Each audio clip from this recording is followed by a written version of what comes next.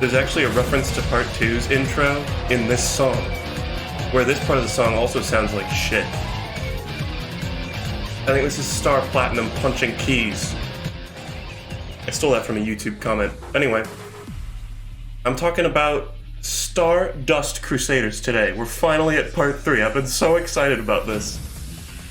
I'm finally gonna get to talk about, like, stands and basically the part where this series went, like, true ape shit. Like, this is where it explodes from here on in. So buckle up, folks. Yeah, I made a meme collage. I hope you like it. Let's get this music out of here.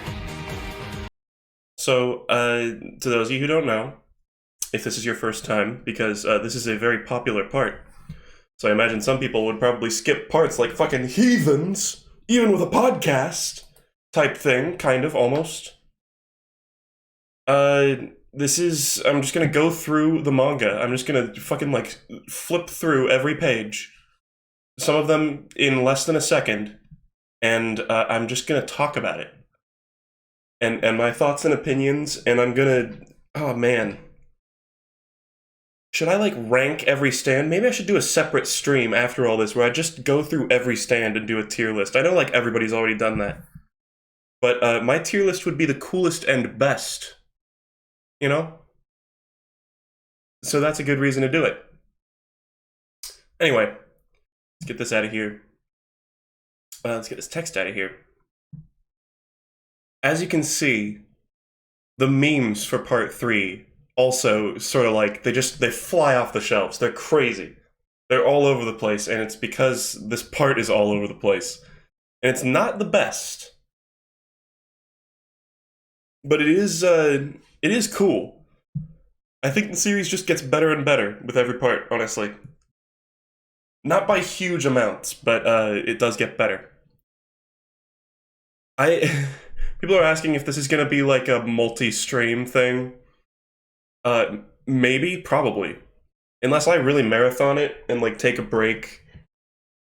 I just downed, like, a whole pizza, so I could go for a while without eating. I could go for, like, probably, like, 10 minutes, 20? So let's just see where it takes us. So I guess I should talk about... This is a very long part, so parts 1 and 2 are very, very... I'm not gonna quite start flipping yet. But, this part is, I think, somewhere around twice as long as parts 1 and 2 combined. Something like that. I don't know the exact, like, volume count or episode count if you're talking about the anime. But the anime actually divided it into 2 parts, where the first one was just called Stardust Crusaders, and then, like, halfway through, when they got to Egypt, which, spoiler alert, they get to Egypt, then they made it, like, Battle in Egypt or something. And it actually has 2 openings and 2 endings, which I should talk about before I forget about them. I guess I'll just go through the first ones. So there's Stand Proud for the first season. That's, like, the intro. And it's a good one. It's not my favorite. It's definitely got amazing animation. Like, all the, like, cool 3D shit they do in the intros is always awesome. But it's not the most memorable song. I put it probably alongside Part 1's theme. It's nice and cheesy and good. But Walk Like an Egyptian, and this is not just because I like puns, and it's not just because I like walking. I mean, it's not even really a pun, it's just word association. Walk Like an Egyptian is a perfect ending. It's like God tier. And spoiler alert, the ending theme for the second half of Part 3 is also God tier, but I'll talk about that later.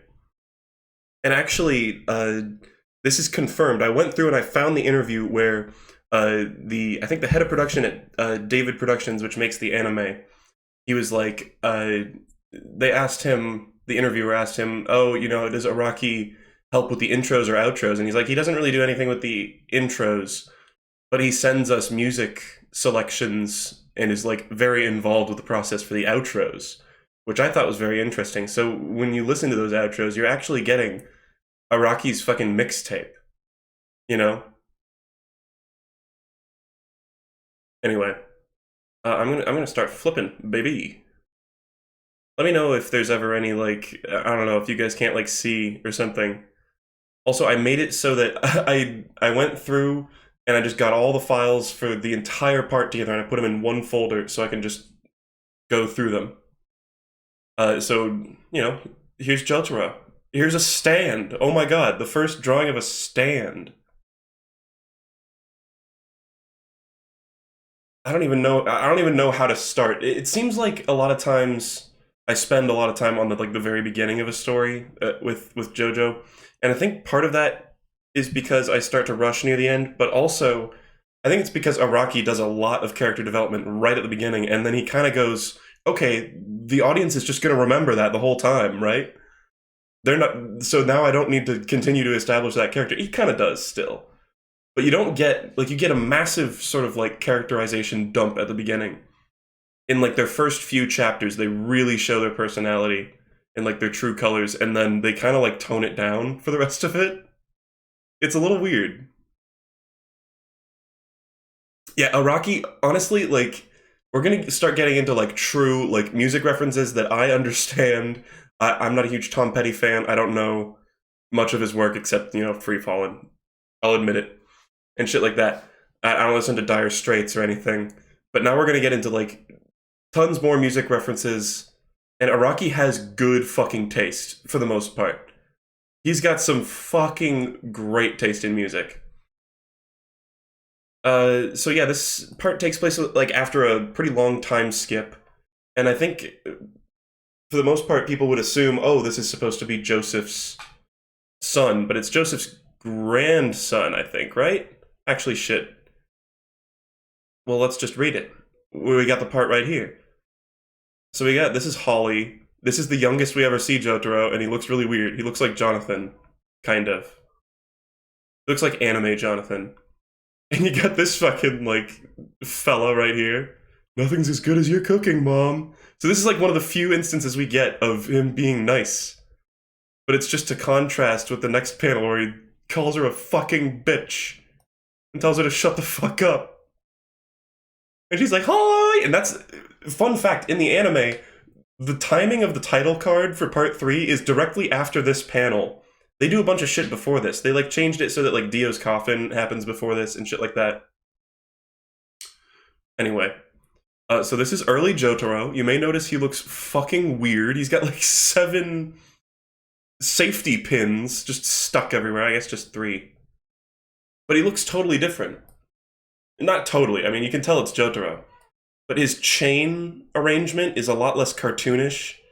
He's a lot more held back. He's got a button-down shirt instead. He looks really weird. No socks. And we got some fucking, like, horrifying NPCs, which is a common trope in JoJo. And it doesn't really show it here, but I think Jotaro's hat is just a normal hat at the very beginning. And his hair just, like, sticks way up in the back. Like, even at this first, you may be like, oh, well, it's morphing into his hair here. But no, I think it's actually kind of, the hair is kind of getting, like, flung up around it. I don't know. Maybe the art style of these, like, big panels always is slightly different from the rest of it. I think this might be an official Jojo himself, the author of this series, whose name is Jojo. No, I think this might be an official Araki coloring, perhaps. There's just something a little different about these, like, title panels. Anyway. So yeah, title panel, it's kind of, or title card, it's kind of weird that it's, like, just, in past parts it's been, like, when some big establishing thing is happening, but here it's just, like, some random radio tower. This is the only mention, I believe, that we get of Jotaro's father, except for the little bit at the end of part 2. And, like, I guess other, like, passing mentions. But, like, this is the most information we ever get about him. I don't even know how we know that his name is Sadao Kujo, but his name is Sadao Kujo. Is this Tokyo Tower? Wow, I know things. I don't know things. I think it's fairly reasonable for me to assume that's just a radio tower, but thank you for letting me know. Lesson learned. But, like, he's just a jazz musician. He's just gone. I don't know if it was said in part 2. Maybe it was and I missed it. And then Holly is the son of, not Irina, Suzy Q. Oh my god, it's actually kind of hard to keep track of all this shit, because they're, all the guys and the girls, they all look the same. Like, all the, like, protagonists and, like, main family line characters, they all look vaguely similar. It's a little hard to keep track, but this is Holly. And she's talking about, oh, he's such a good boy, but he's a delinquent and he's killed people because he's in jail. Oh no. Here we go. Here's a better look at the hat. It still does look like the hat is sort of blending into the back of his hair, but it's totally just a real hat. I think it's just a legit hat, and it's like, Araki loves to change up designs, and I think with part 3, it started becoming a lot more noticeable. Maybe because the designs got a little better, and a little less cluttered or basic from parts 1 and 2. So, Jojo's in jail. Look at him. Look at this fucking guy. It honestly looks like there's just a hole in the center of the top of his hat, and he's just got a little... He's got like a feather coming out of the top. So he thinks he's haunted. So, like I said, we get a lot of Jotaro characterization, and he's actually saying he's being, like, cursed or haunted by an evil spirit, and it's, like, making him do horrible things. And he brought himself to jail to, like, protect people. Here's a real-ass Heineken. I think that was changed in the anime. Oh, in fact... Oh, never mind. I thought it was, like, in Japanese here for a second, but no, it's just got weird splotches on it for some reason. So he's got a bunch of stuff that he stole. A lot of people point to this and go, this makes no fucking sense that he got... Oh, wait. Did I just skip a panel? Wait, he's got a bunch of shit in this room, right? Huh, maybe they show that later. But he's got a bunch of, like, huge shit in here that apparently Star Platinum stole. And a lot of people go, oh, well, that doesn't... It's not a long-range stand, so he couldn't have got it. Or whatever. Oh, yeah, he's supposed to be 17 years old in this, I believe. Which is fucking ridiculous. Like, look at the man. All these, like, cops and prisoners are afraid of him. Here's the first fucking look in real time that we get of Star Platinum. There's its head. That little fuzzy thing behind him is Star Platinum's suggested head. Even Star Platinum's hands look weird. It kind of looks like Killer Queen, almost.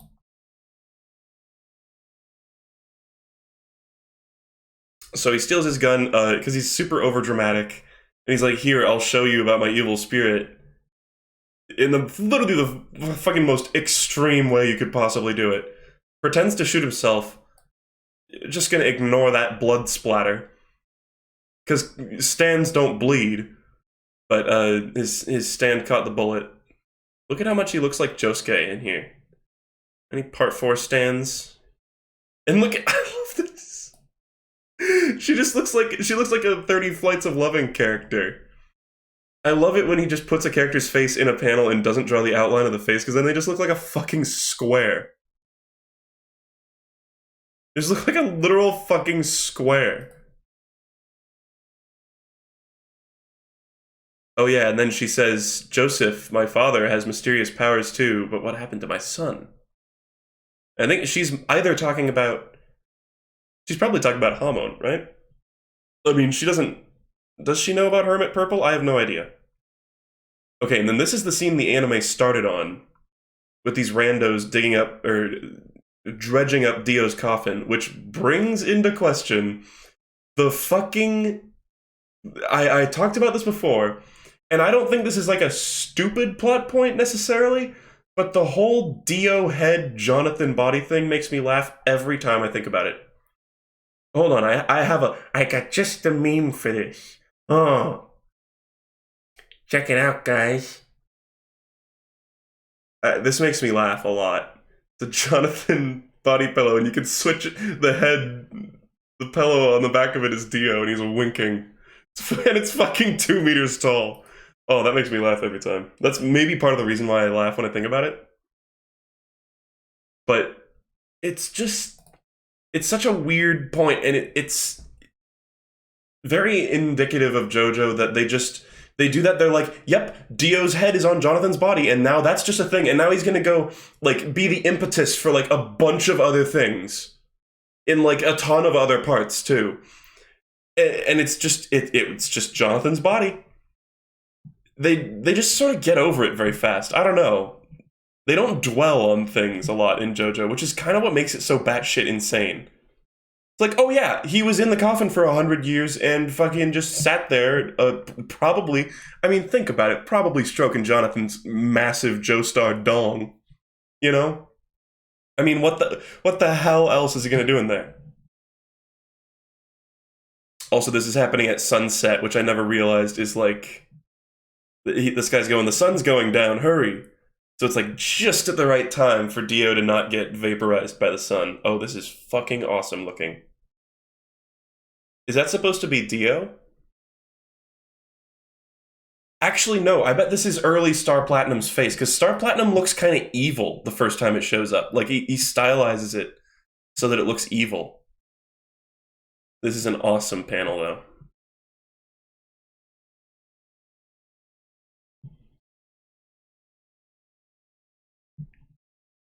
So yeah, somebody commented on the last one saying the thing I don't, or on the Phantom Blood one maybe, saying I don't understand how Dio was inside the coffin, and they show that there's a second hidden compartment inside the coffin, and it's a little iffy like how the fuck he got in there. Hamon Beat suggested at one point that it might have been because there's a secret passage, like a secret door on the back of the coffin. Because the coffin was already tricked out with, like, the weird laser, or, like, the rock that shot out and killed Father Styx. Is it gay when Dio... This is a question. Is it gay when Dio masturbates since it's Jonathan's cock? Yes? I don't see any way that would make it less gay. Oh, no, wait. But it's Jonathan's hands, too. So by Carl Pilkington logic... That's just watching another man jerk off, so not gay.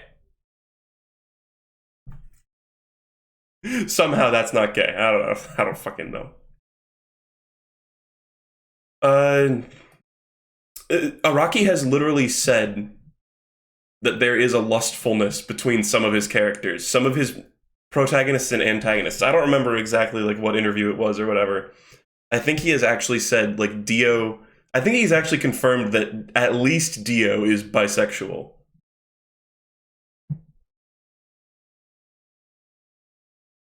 Yeah, shout out to the very few people who got the full impact of that Carl Pilkington joke.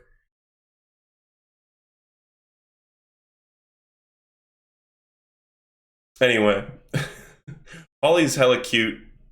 I'm not usually a MILF guy, but hey, when they look like they're fucking 20 in manga... I guess that works. But she's really like, what, like 40 years old or some shit? Actually, she looks like the mom from Home Alone. Oh, fuck. Oh, never mind. So we're getting more Joseph Joestar, and he already looks a bit different. He looked really weird at the end of part 2 in that little teaser. Holly is hotter in the anime. Alright. No, alright. No, we'll just see. We'll just see some panels later on, and we'll see if that changes your mind. No, she is really cute in the anime. And I don't want to be a creep just because she's a fucking female character. But the fact of the matter is, her character and her design are both adorable, and that's intentional. Look at his fucking face. So the extreme facial expressions just get better and better. Oh no! This, you know, Jonathan Joestar does feel a little weird in part 3. I don't know if anybody's ever, like, said this. This isn't an opinion that I've heard a lot, but I was thinking about this recently. He kind of feels like Diet Joseph Joestar in part 3, and it's not bad. He's certainly still... He's still cool, and he still has his moments. Like, his fight against the Empress is kind of like, oh, he said the thing, sort of thing. But, he just feels a little weird. He feels like a very different character. Oh yeah, and here's Avdol. This weird thing. He like snaps his fingers to like summon Avdol, even though they're like just friends. I don't know who the fuck does that. Here it is. So he got a fucking exercise bike and like a million other things, and these were just sitting in his cell, and they like didn't notice until now. For a second, I was confused, and I saw this, and I thought these were his legs, and I thought this was his like disgusting gremlin foot. But then I was like, oh, there's another leg there. It's just kind of a strange pose. His arm is just really long there. Great art though. Like part 3 is, we will see his art style and character designs evolve so much in part 3.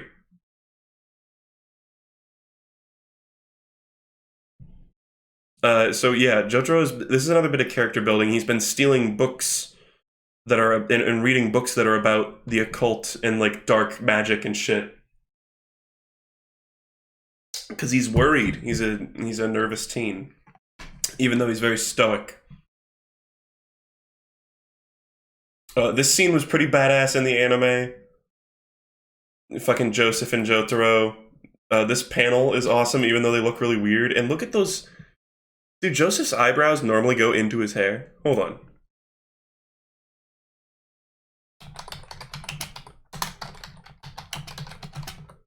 Oh, shit. Joseph Joestar Part 3. Is this something I've never noticed? No, they have a kind of like stop. They do go very close to his hair. But in the anime, they don't really go. They don't connect with his hair. He's kind of got like a Poochie thing going on there. Okay, sorry, I'm just busy looking at pictures of Joseph Joestar. Yeah, like Araki's art style just improves over the entire course of the series. But this is one of the parts where you can see the most change from beginning to end. This is in part 4. Part 4 is like at the very beginning. There's still like he's sort of shaking off his old style. Anyway, he steals his fucking robot finger, which is a good way of reestablishing that he's got a robot hand. And here's Uggo ass Avdol. Holy shit! Oh, he looks so weird compared to how he does later. Like some of the character designs don't change too much, but I feel like Avdol, his eyes got like 6 times bigger over the course of the show, and here he just looks kind of strange. It's weird. But Avdol's still awesome. I guess even just that first panel of him looks very strange. Like even here he looks a little better. Hold on, sorry. I was literally holding a fidget spinner at the beginning of this stream, and that sound you just heard recently was me dropping it on the floor. Like a fucking scrub. Oh no, I dropped my fidget spinner. Guys, no, don't kick it around the floor. No, oh! That's how I feel right now. Oh, by the way, Lark and I were supposed to stream today. We had a communication error.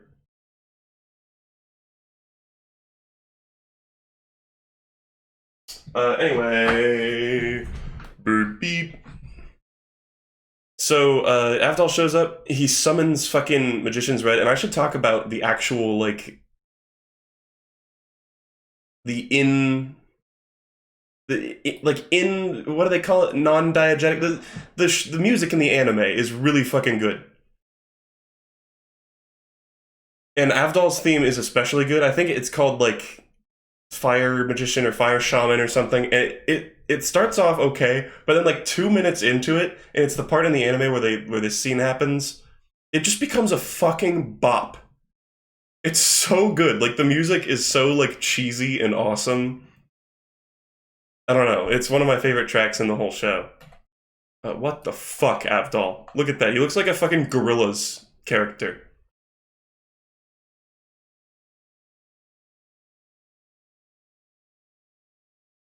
So yeah, Magician's Red looks really weird. Oh, the guy who just keeps spamming to me saying this is part 3. I don't know. Did I accidentally say part 4 at some point? I'm very fucking sorry. I think you may have misunderstood me saying we'll also see a good change in part 4. Oh, fuck off.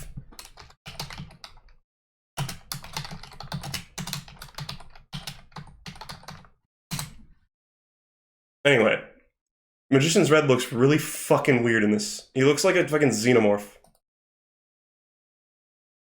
So he does red bind, which I'm not understanding how, like, this doesn't just hurt the fuck out of Jotaro. Like, how has he not got insane third-degree burns? I don't understand. We got weird, like, svelte Star Platinum. Look at this. It's weird seeing Star Platinum without the hair, I think. Because they keep showing his face in, like, obscurity before the big reveal. He doesn't look like the more pterodactyl style he has in the anime. Yeah, again, this is a design that changes later. Here he just kind of looks like a fucking chicken. Apparently he can control the temperature of his flames. But there's still flames. I feel like at a certain point, flame ceases to be flame. When it's, like, comfortable, like, skin temperature. And they're saying the room temperature is going fucking insane. So this is establishing that people can't see stands. This is the first... Wow. It looks so evil. First big Star Platinum reveal. It literally looks like Dio. Look at its face. He looks like Dio.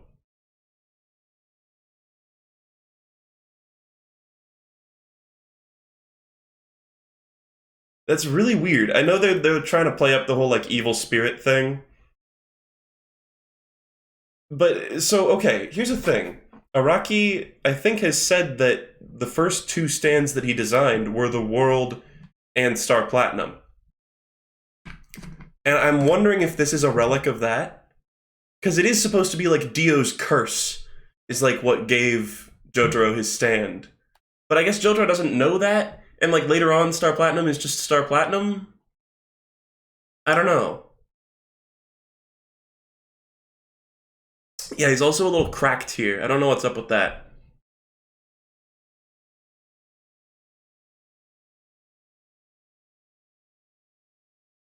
People are saying he just looks that way because that's how Jotaro thinks of him? Maybe.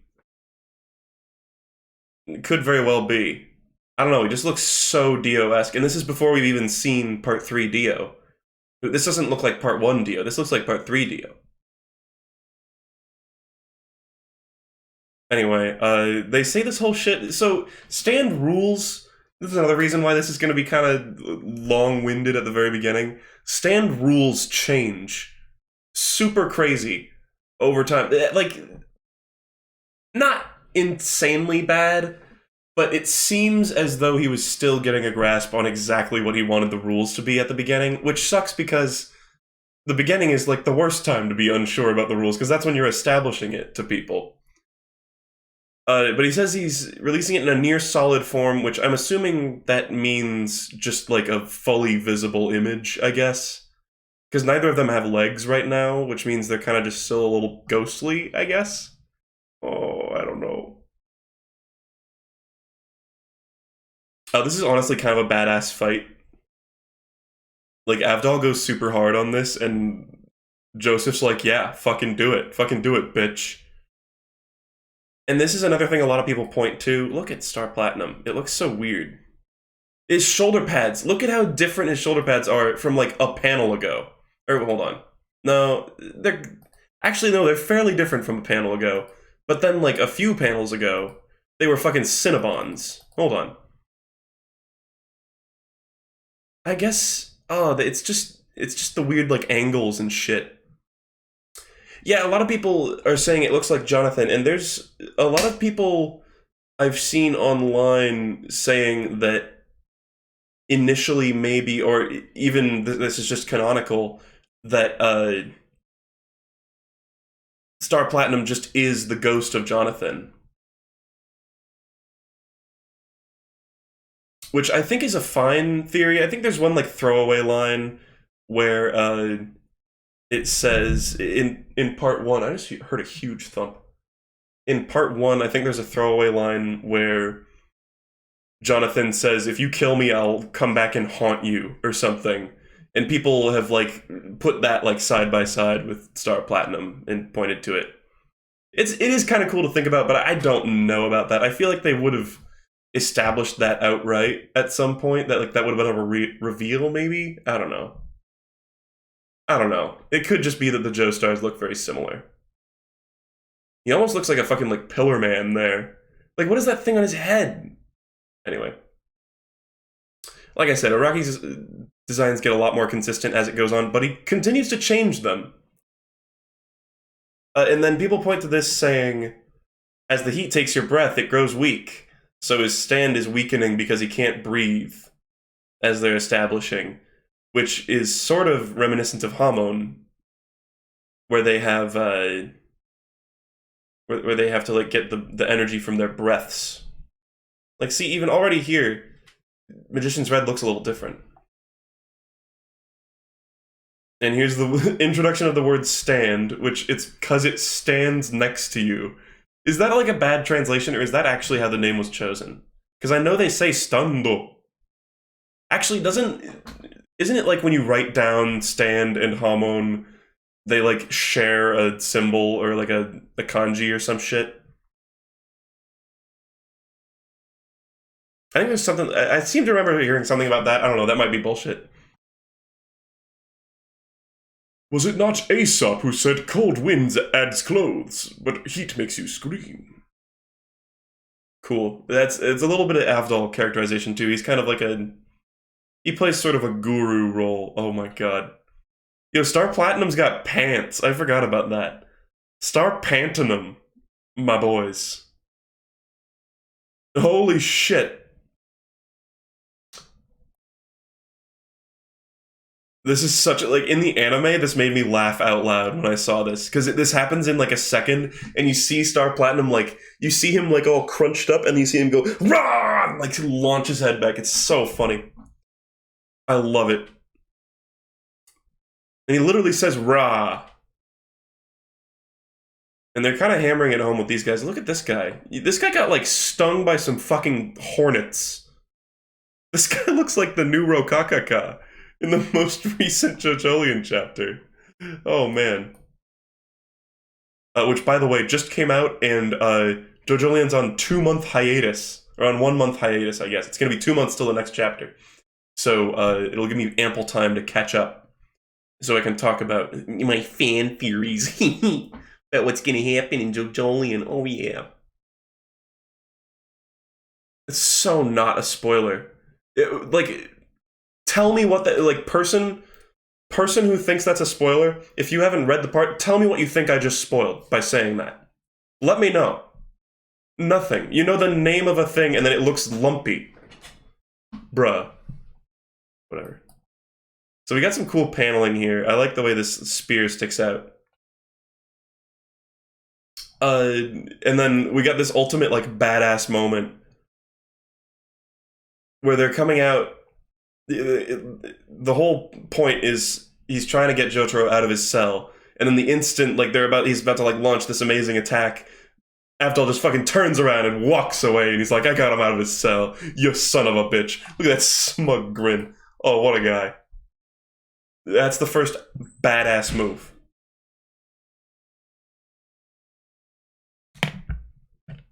For people who read the color scans, what?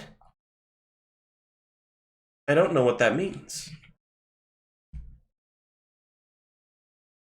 Oh, like people who are way behind? Oh. That's still so little. Fucking, you know there's lumpy fruit? You already know there's lumpy fruit if you're reading the color scans. Come on. Whatever. I'm gonna drop this. Just like this, like Jotaro drops his fucking weird weapon. So this is a badass encounter. Araki really loves drawing that thing. Apparently. And Avdol says he can melt such a small piece of steel in midair. That seems like bullshit.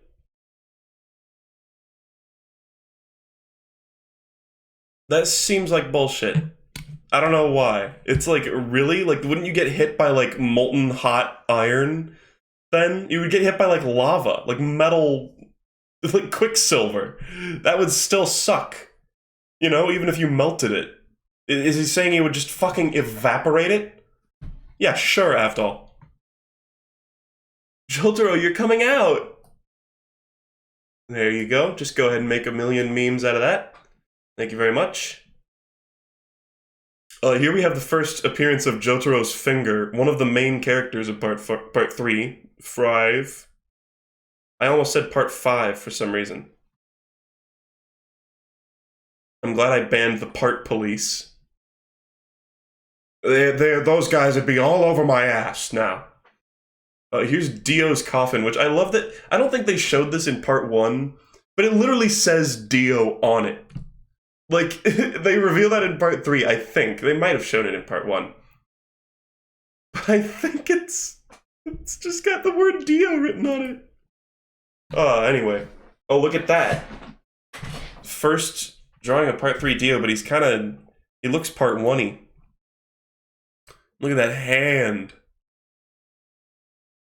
Anyway. Why is it so long? Oh, you'll learn. It all ties together. Very cohesive part. You get a good taste of his abilities, even in the beginning when he's not using them. Anyway. So they're introducing, it's Dio, we need to go find him. I mean, you guys know the plot of part 3, right? There's nobody here who fucking was trying to just see all the spoilies and hear my stupid shit without understanding the context. I'm trying to pinpoint the exact moment when his hat fuses with his hair, though. Like, it hasn't happened yet. His hat is still a normal hat. In fact, it's the normalest it's ever been. Avdol's, like, backstory, I wish we, like, got to see a little bit of, like, Avdol and Joseph before this. Like, what they were up to. But they're just friends, I guess. Anyway, we got a cool, look at the complicated family tree here. So yeah, the ones that I always mix up are Irina, Suzy Q, and Holly. Especially because we see, that's such a derpy picture of Suzy Q. Look at her, she looks stoned. Oh, I think Joe Kakaka said that exact same thing, which, by the way, shoutouts to Joe Kakaka. Great podcast. But we got the family tree, which is just getting more and more complicated. We got some cool panels from part 1 and shit. Good stuff. So now Jotaro, you may notice, his hat is changed, but his shirt is still purple, but it's no longer a button-down. They really don't explain much about Avdol. He is a smartass, though. Like, Jotaro's like, you expect me to believe all that? And he's like, oh, well, you have a fucking ghost following you, you fucking idiot. And Jotaro's like, touche. Good shit. Somebody said, look at George's chin. Yeah, George's got a hell of a chin. Or wait, that George? Or, oh, God, no, that's like a deformed chin. I don't know which George you're talking about. He looks like Gary Oldman. Why does he look like Gary Oldman to me in that? Anyway, here's a fucking Polaroid camera, and I don't know if they ever explain this, but it might literally just be Joseph being an idiot. The whole thing where he has to smash a Polaroid camera every time he uses Hermit Purple, because he uses it on other things later without smashing anything. Maybe that's just like an inconsistency, but I like to believe that he just never thought to try it on anything but a Polaroid. I don't know.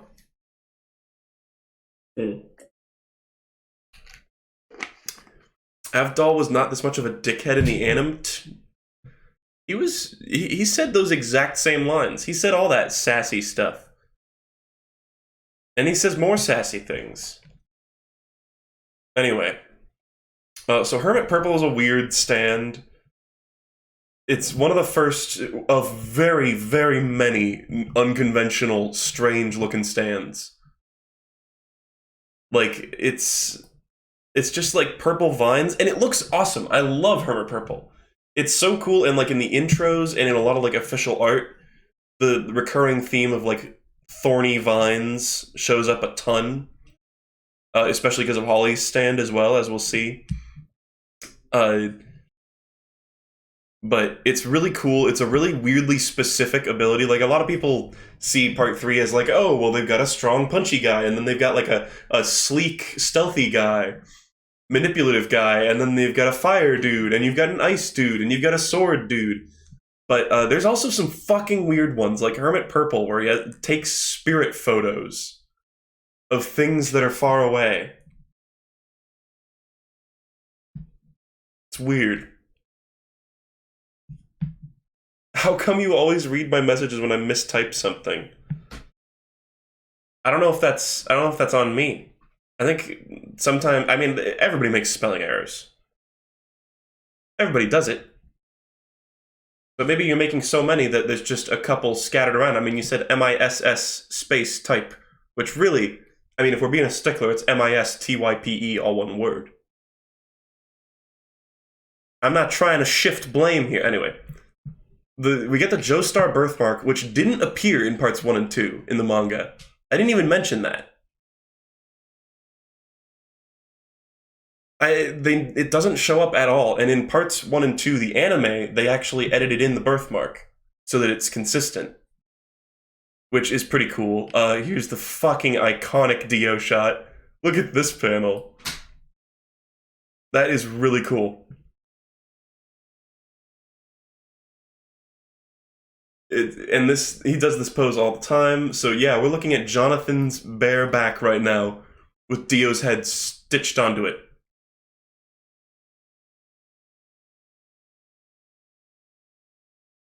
Cool panels. And so they're just explaining the whole, like, Joestar curse. They're tied together. I guess Avdol gets to say more about this. But they're sort of, like, spiritually linked through this birthmark.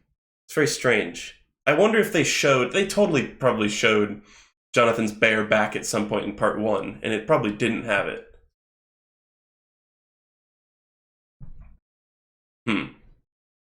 So this is some cool paneling. It seems almost unnecessary, but I like it. This is, again, like, really weird, like, avant-garde looking shit when it comes to paneling. Like, this could have all just been one shot, but instead he did all this weird panel stuff. Yeah, Dio kills a lady. Whoops. He does that a lot.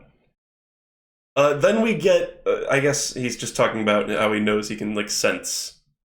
He can sense the Joestars, and he's gonna, like, send people to go fight them, which, actually, is this supposed to be the first instance of him feeling that? I think it is. Fate must be purged. I've taken the first step.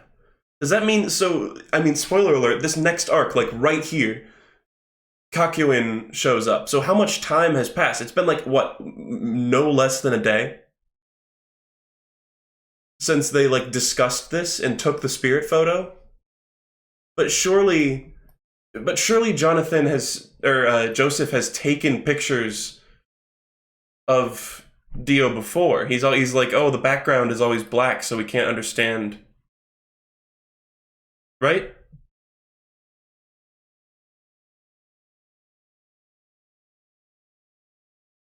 Maybe they only said that in the anime or something? I don't know. Because it's like, this happens, he, like, feels the, like, force connection, and then in this very next scene, Kakyoin's about to show up, like, under Dio's orders with the flesh bud. What's up with that? Did he say again? Oh, he did. Oh, again. Okay. Never mind, I totally missed that. I guess that makes more sense. So that lines up with the idea that they've taken pictures of him before. Okay. So here we get a really weird scene. This is something where I feel like people first watching the anime or something would see this scene and then be like, oh my god, it's just gonna be like a normal anime. So these girls are arguing over him. This is a really annoying part in the anime, and I think Jotaro agrees. I can relate to this feeling. People being annoying and then you tell them to shut up and they're like, he talked to me! Except not in real life.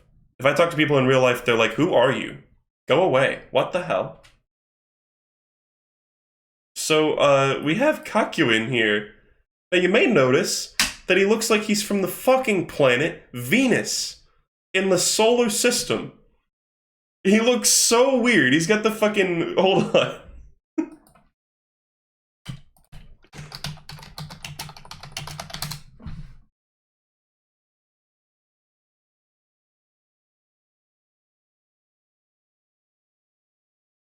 Hold on, give me a second.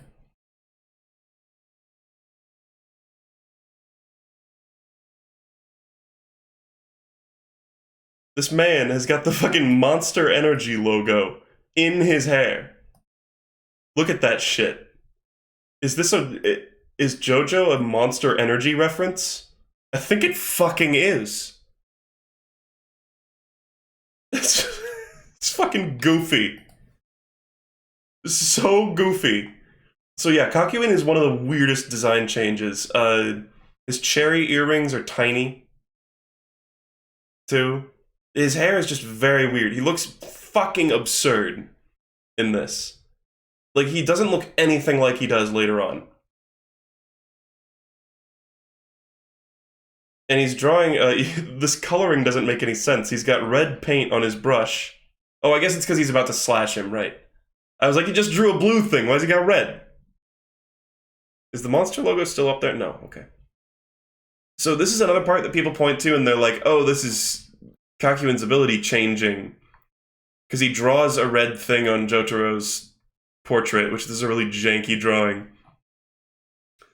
It almost feels like Araki doesn't know how to, like, draw, like, not detailed, so he really struggled to do this. I don't know. So I really think that this was just him being phlegmatic, Kakyoin. Like, I can see how you would think this is his ability, like, being different. But Hierophant Green is like it's like a stealthy, sneaky type stand. So I think it's not completely unreasonable to think that he just fucking, like, used his long-range, like, sneaky stand to cut Jotaro's leg without him noticing. I don't know. Jotaro is very perceptive, so maybe that sounds like bullshit. Yeah, Hierophant Green's just in a bush. Yeah. Or he sent out an emerald splash. You know? I don't know.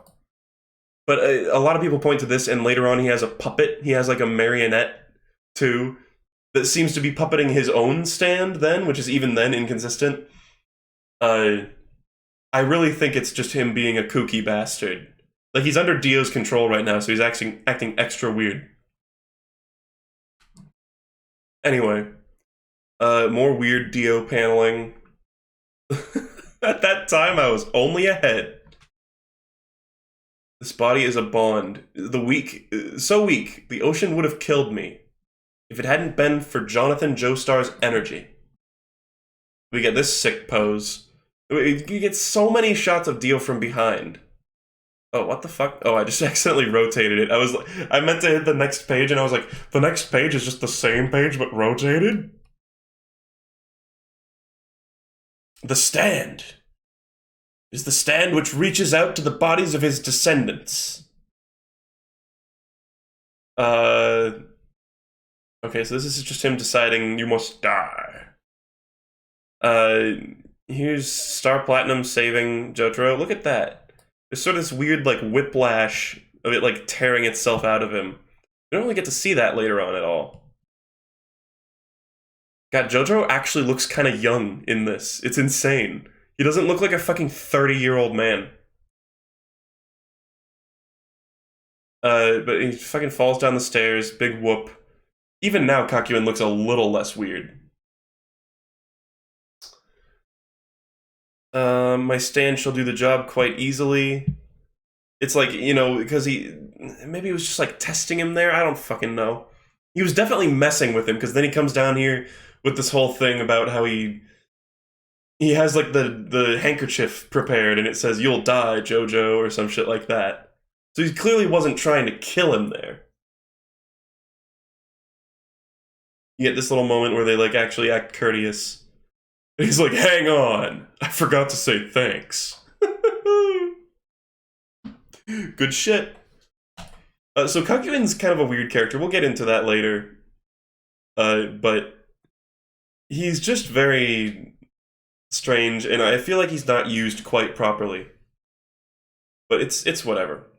So we're getting the hot nurse section. Get your fucking shpamones out. No, I'm just kidding.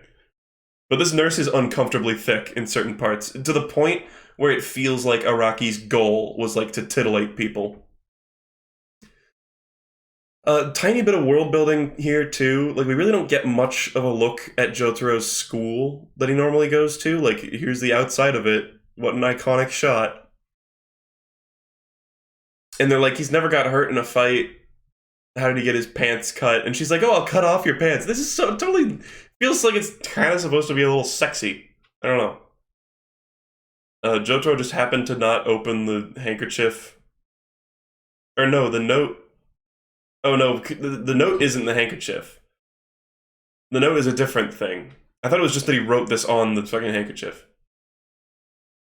Oh yeah, is his hat still normal? I think his hat's still normal. Actually, oh fuck, did it change and I didn't notice? It's hard to tell.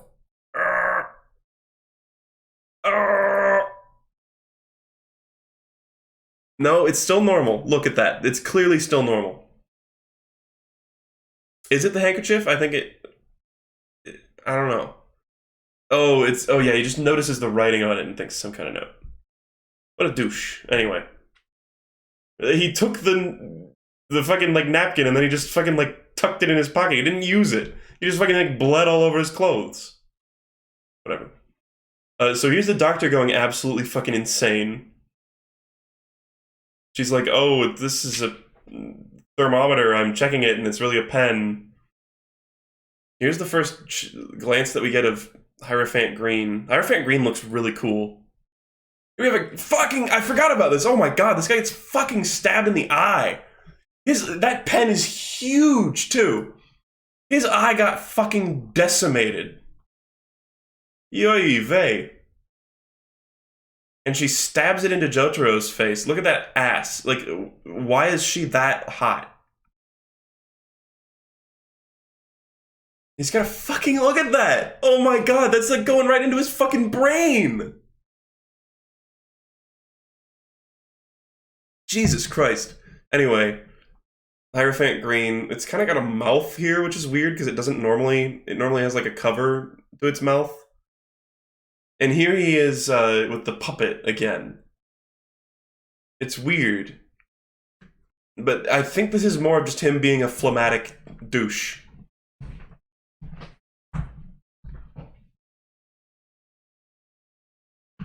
Oh my god. And this is a injury, like, you would think getting stabbed in the fucking face with a pen that big would leave some sort of mark, but it doesn't. And there's no, like, he doesn't get healed by anything. Then we got this. This is so weird. This is why early part 3 is so strange. It's like, is this for like 15-year-old boys who are trying to like jerk their little weens? I don't know. This is such a like weird way to do it, and Jotaro never acts this hetero ever again. And I know what I said. People will refer to later parts. I know what I said. But he's using his teeth to get Hierophant Green out of there, just doing it in a really weird way. Whoa. Did I just rotate it, or was this... No, that panel was just rotated for some reason. That was weird. Kind of cool, though. Did the hat change? I don't know if it did. No, that's just his hair going up, I think.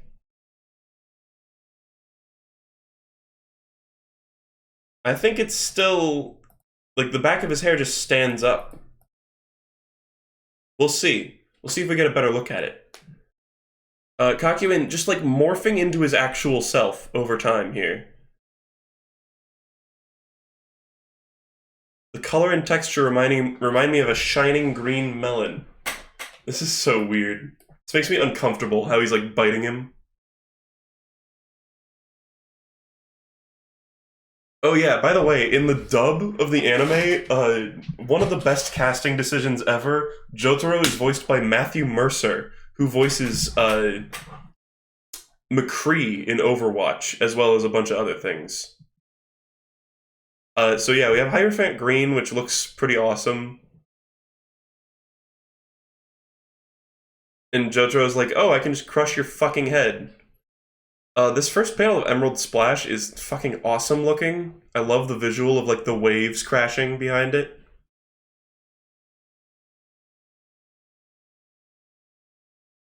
And like, see, the puppet is acting like Hierophant Green now, rather than acting like Jotaro.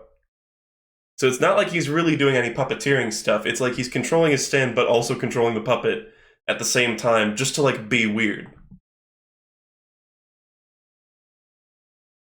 Man, they just look so cool. I want one of these gems. I want one of those like the size of my fist to just hold and look at and run under tap water. So here's Jotaro getting hit by the Emerald Splash. That ooze was sheer force. Yeah, sure. A liquid energy. I always just assumed he was just literally shooting crystals.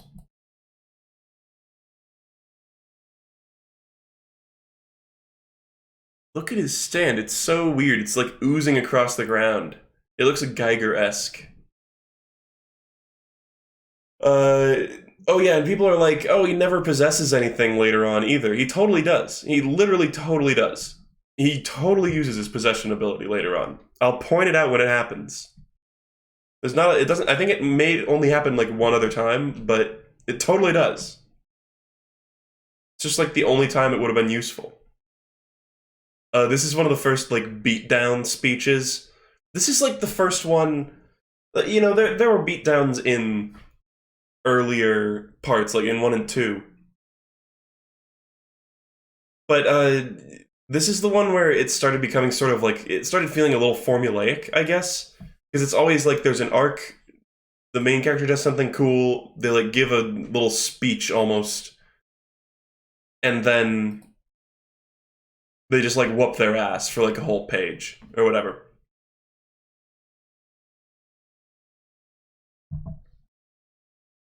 But we get a little more characterization. He says he beats the shit out of people. He fucking stiffs the bill if he doesn't like food at a restaurant. What a douche move. But he's like, even I know what evil looks like. Which is fine, I guess. To a woman and a doctor, even. Yeah, he says, you're outside the law, therefore I'll be your judge. Which is a cool line. And then he fucking literally like fucking grabs Hierophant Green by the neck and pummels the shit out of it. And that's the first aura, folks. I mean, there was one in part 1, but that was just normal punches. Look at Star Platinum's face. It looks so weird. Hold on, I got a meme.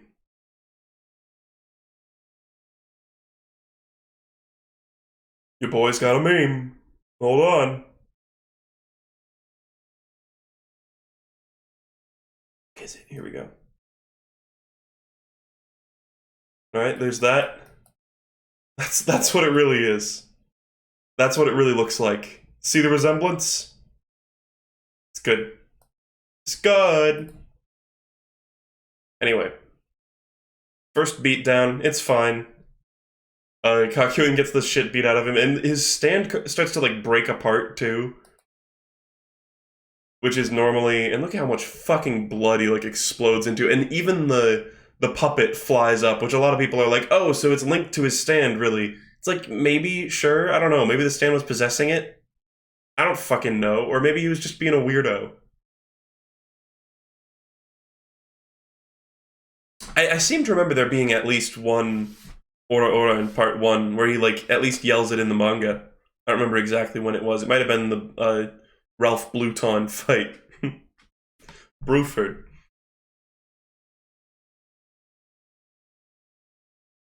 Real mess here. Good day to ditch class. He just fucking, like, he destroys so much of his school, and he's just like, alright, well, you're coming with me, bitch. Here we have Holly singing Do the Locomotion, which is adorable. Really great, really nice drawing of, like, buildings and, vehicles. Araki's great at that. Here's Holly sort of experiencing the same kind of, like, connection that the Joestars and Dio Brando have. She's like, oh, I can feel he's close, and then he, like, shows up for just a second. Like, right there. And he says something douchey, as usual. I can see right through you. You're really a good boy deep down. See, he's a good one. He's a good boy. Look at that. Oh yeah, and he's like, you're not looking so hot. Are you alright? And she's like, yeah, thanks for caring, yay! She's so like, it's kind of sad. She's so like deprived of him being actually nice. Yep, look at that. His hat is still normal, folks. Hat is still normal. It didn't turn back. His hair has been blowing up dramatically around the back of it. I explained it. Anyway. They're like, oh yeah, this guy's fucking ripped. And it's because he's got an airbud. He's got an airbud in his head. No, it's Dio's flesh. They do this a few times, but this is another thing that doesn't come up very much anymore. Actually, I guess, you know what? The flesh buds kind of do come into it later on. Those don't really disappear, actually. Anyway. This is kind of important. He's saying that, like, charisma is a lot of what Dio's power is, and the way that he can recruit people is through his amazing charisma and hotness. Which is, they expand on that later a lot more, and it becomes sort of central to Dio's character.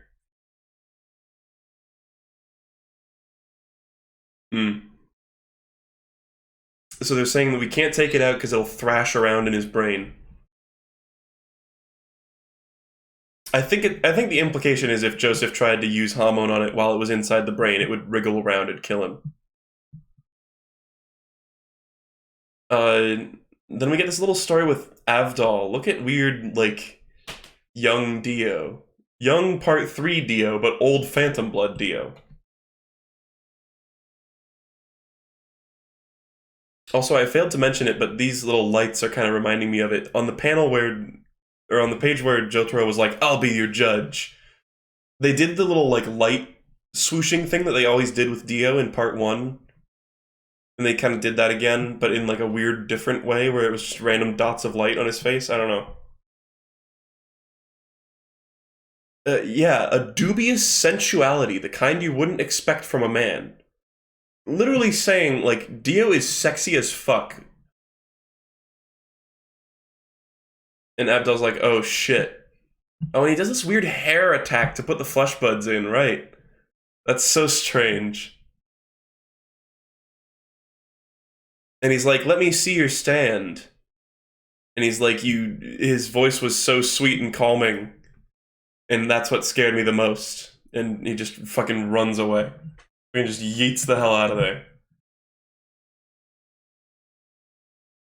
And then Jotaro, out of the goodness of his heart, which is a thing that exists, he has goodness in his heart, he tugs this shit out.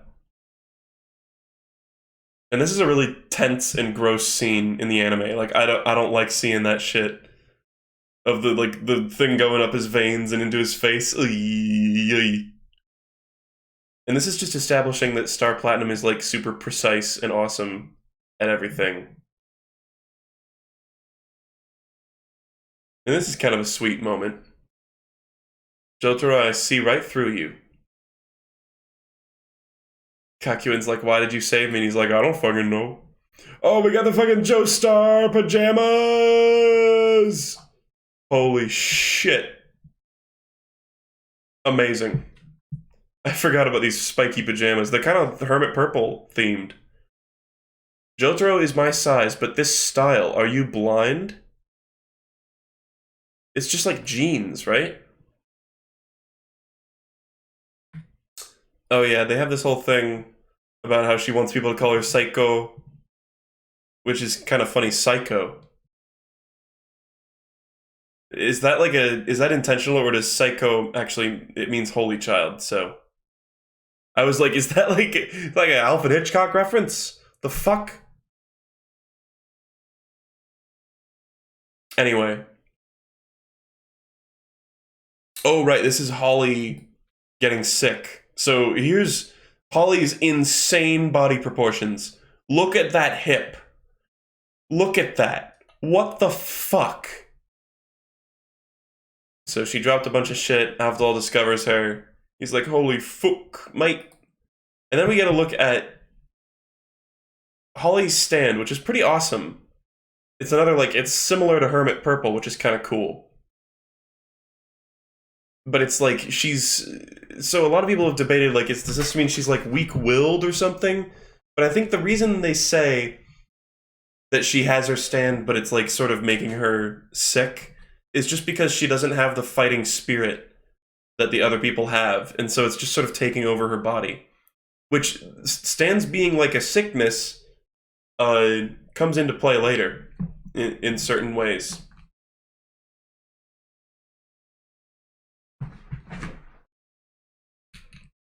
But yeah, they were like, oh shit, we were hoping this wouldn't happen, but it totally did. Fuck.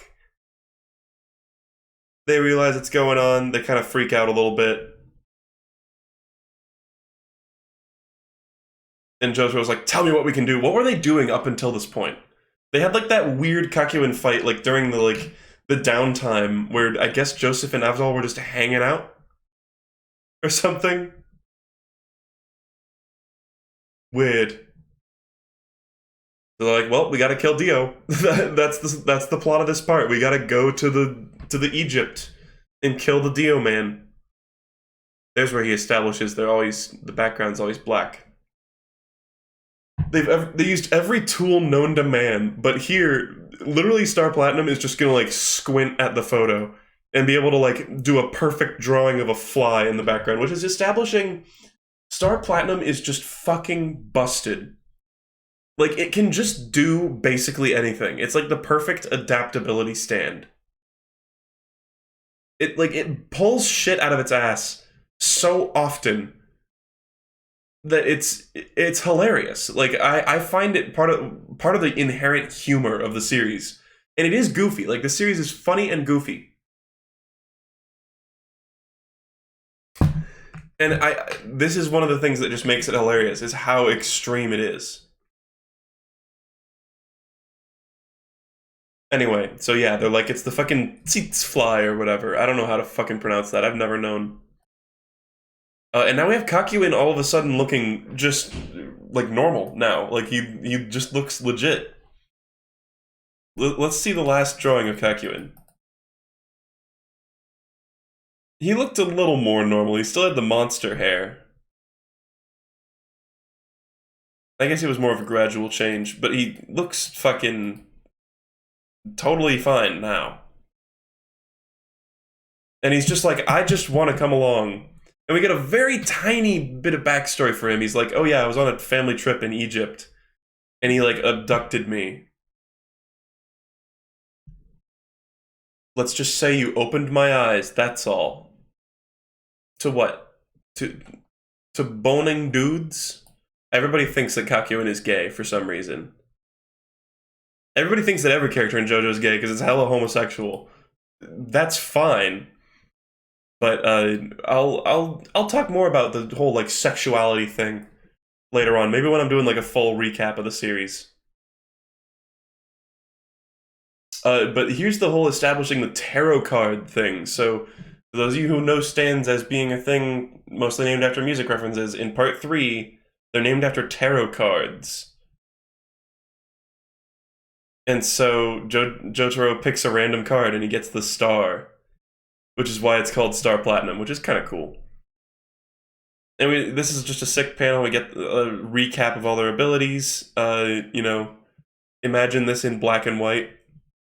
There are some people who are purists about reading the black and white manga, and it's like, bruh.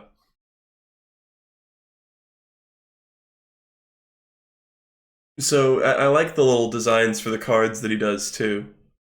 They all have Lucky Land on them somewhere, it seems like, or a lot of them at least. I'm pretty sure they've released like actual decks that have all of these, like Lucky Land is in the stars, that have all these on them. Anyway, pretty cool. Let's start to pick it up a little bit.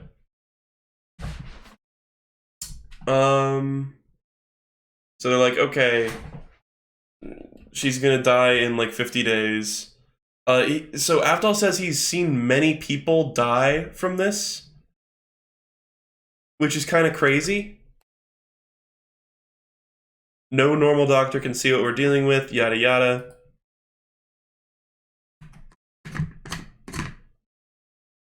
So this is just sort of passing the time. There's a weird joke where she's like, "Change my panties, Dad," and it's like, "Oh, weird, Araki. Why did you draw that?"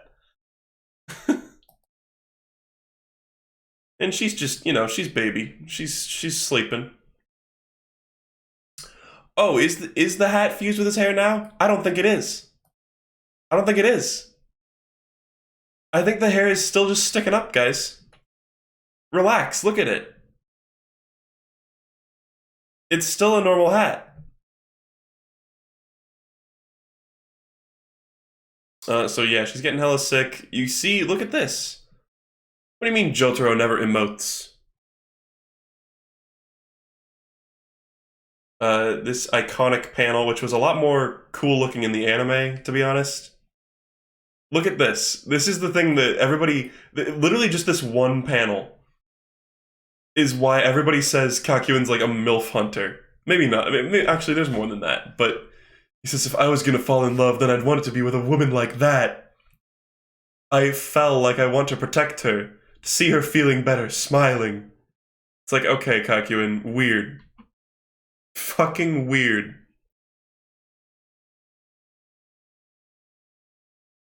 Anyway, so here is Dio's version of Hermit Purple, which is actually supposed to be, according to Araki, Jonathan Joestar's stand. That is, I believe, canonical. So Dio has, a lot of people, for some reason, got it in their heads that there was some sort of scrapped idea that Dio was going to have every stand. But Araki has said in interviews that this one occurrence of Hermit Purple, a Hermit Purple-esque thing showing up, I think it shows up later. He uses it on like a crystal ball or something later on too. But yeah, so that's Jonathan's stand, and it's kind of this is something that actually seriously gets elaborated on in later parts. Part 7, I'm thinking of specifically, but it's sort of implied that Hermit Purple is just the Hamon stand, and it's like if you're a Hamon master, you get Hermit Purple, or something like that. You know, it's something along those lines. Like this type of stand and Hamon abilities are closely tied, because even when Joseph uses Hermit Purple later, he uses it alongside Hamon. And you can see, like, the crackle, you know?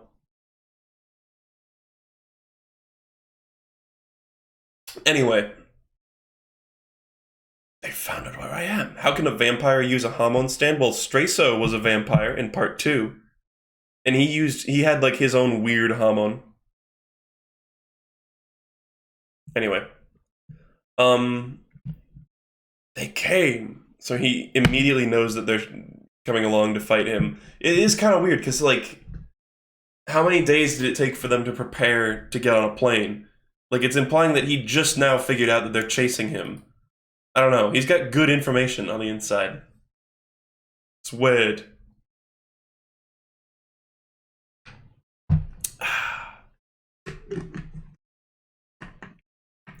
Anyway, here we are on the plane.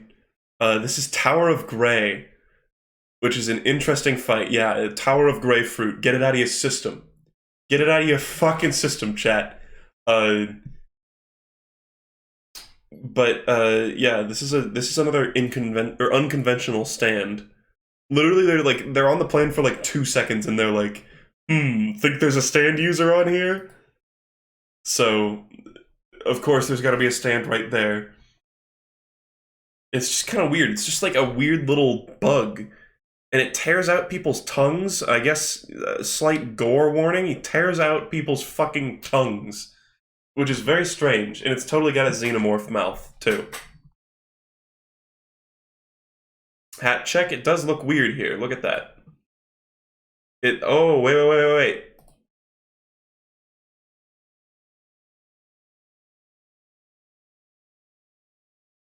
Did it change?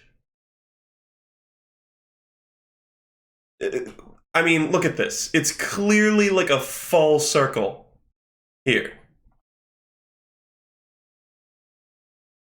And here it's hard to tell. It honestly kind of looks like it's busted up at the back here. Is this supposed to be like when they said the words "let's go," the like energy in the back of it just like blew off the back of the hat? Even in this picture, it's hard to tell. Because it kind of just looks like it's bursted up there again. I would say now the hat is half hair, though. Because look at this. This panel is the cinching proof, in my opinion.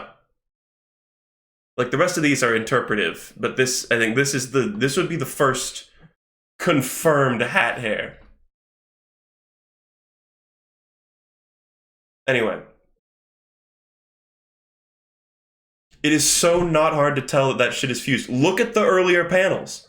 Look at so many of the earlier panels. It totally looked like it, but then it would show it from a different angle, and it wasn't. Literally watch the stream. Anyway. Star Platinum is somehow not fast enough or something. Actually, how do they write this off? The insect is even faster than a bullet. That's right, folks. It's faster than a bullet. Actually, what the fuck? Tower of Grey is so insane. I never realized that. It's faster than Star Platinum, and Star Platinum is like the speed stand. So it goes for his tongue. That's so... Already we're getting some cool gore.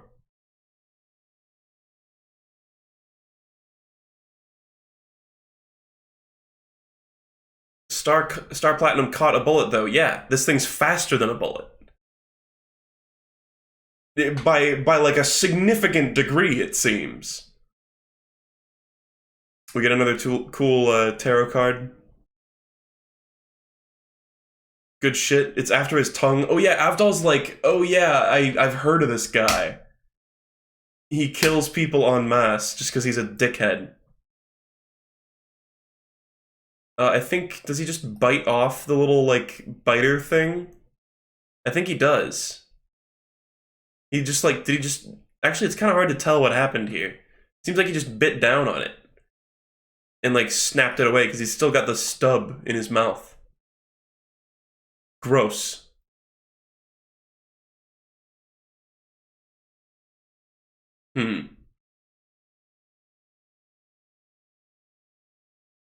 Okay, so now it starts murdering random people. It literally just, like, swoops through a row of people and takes their tongues. Ugh. Gross. I've got the best part. Does that mean he eats them? Oh yeah, and then he writes massacre on the wall there. Look at this. Look at this. A relic. A relic of the original Japanese version where they had to write... Because the message is actually in English, and they put it in Japanese there to say, oh yeah, that means massacre. And then this guy, who we later learn is the stand user, is like, oh, what's all the noise? And, like, draws attention to himself. Like a dumbass. I don't know.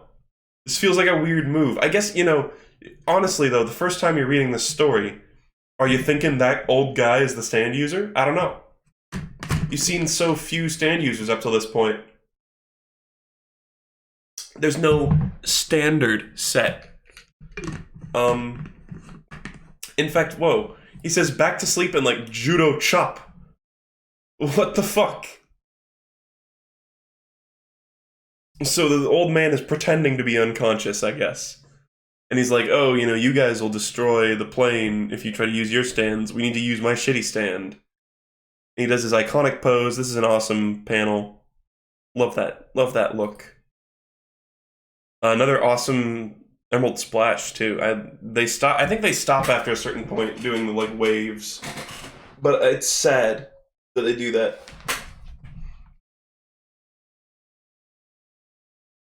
Oh, look at that! You know what? I spoke too soon. Hierophant Green totally does have a mouth. We get to see it for like a tiny bit here. That's crazy. So this is kind of a boring fight. He basically just shoots a bunch of emerald splashes at him, and then he was like, oh, I was just trying to get you in the right position for my tendrils. And it's like, sure, but he's still like faster than fucking bullets. It's like surely his tendrils still couldn't get him. And this is kind of cool. This is something it kind of reminds me of Sheer Heart Attack almost later on, where it's attached to somebody's hand. This guy's stand is attached to his tongue, and when the bug gets torn in half, his fucking tongue gets split apart. That's so brutal. And that's the end of the volume, I believe. This is just an absolutely, like, this is maybe one of the most famous JoJo drawings ever put to paper. The iconic Jotaro pose. So cool. This is like the one that Araki always says is based on, who the fuck is that guy's name? Oh, what the fuck? The name Christopher Nolan is blocking it out of my head. Clint Eastwood. That's what I'm trying to think of. Christopher Nolan. Do you ever get that where, like, you're trying to think of something? I'm trying to think of the name Clint Eastwood, and just over and over my head, my brain is like, Christopher Nolan? Is it Christopher Nolan? You're thinking oh, it's Christopher Nolan. I'm like, shut up! Brain! Fucking hell. Anyway. So, is this the first plane crash? I think it is. Here's another, like, oh, look at all the hunky dudes part, which is kind of weird. These parts get more and more, like, sparing over the course of the series. Then they're like, oh no, he killed the pilots! And he has, oh god, look at this. His tongues are flapping all around the place. Jesus Christ. So he's like, oh, you know, there's more like me. There's more people. Fuck you. I love Dio, or whatever. And Joseph, this is the first time, or no, this is Joseph's third plane crash, I think. Yeah. He makes mention of this, yeah. This is the third time I've been in a plane crash. Am I cursed? Rare instance of Araki, like, remembering specific details and making reference to them later. Look at this! Oh, why does this make me laugh so much? These people are, like, despairing, but I don't know, I just hear, like, a, oh, help us, oh. I don't know why those guys are so funny to me. Landed safely. It's kind of a crash. A controlled fall. Anyway. Now they're at Hong Kong. That's crazy. They fucking crashed a plane on their first fight. Here's more cool Araki art. I mean, this looks like some shit straight out of Ghost in the Shell, right? The original. And this is part of... So they decide, okay, we're not going to use an airplane. And this whole first part of the part is just them figuring out that they can't use basically any form of transport, which is hilarious. This is the beginning of Araki's sort of, like, travel fetish, I feel like. Like, a lot of... So the structure of part 3 is kind of that it's a road trip down to Egypt from Japan. And that's... It's good for, like, variety of, like, the places that they're in. And sometimes Araki will go into severe detail talking about, or not severe detail, but, like, he'll just talk about, like, the cultures of the places that they go to, which is kind of, it's cool, it's interesting. I like that weird shit. Even if it is sometimes it feels like stereotypical, I don't know, or something like that. I don't know, we'll see. We'll see as it comes along. So here we are, Polnareff. Look at this. Look at how casually Polnareff just struts into the fucking plot of this story. This is like some Smokey Brown level of, like, I'm here now, you know? Fucking brilliant. What are people saying? Part 1? What did I say? What?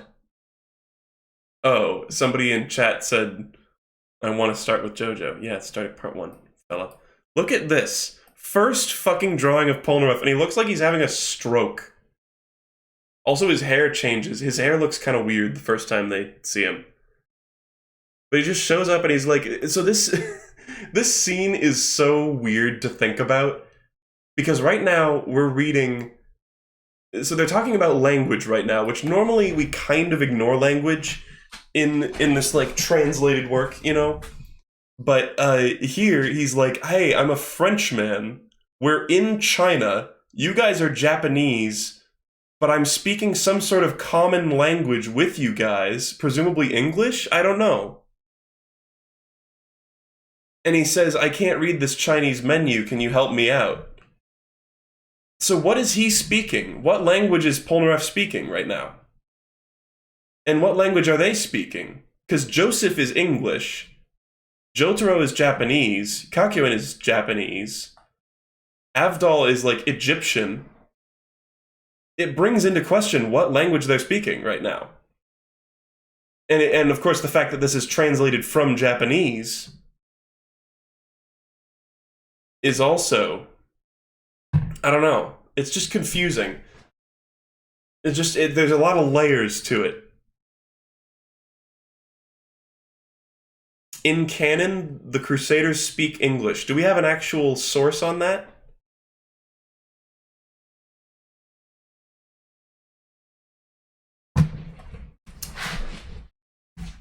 Kak probably knows English from Dio's bud.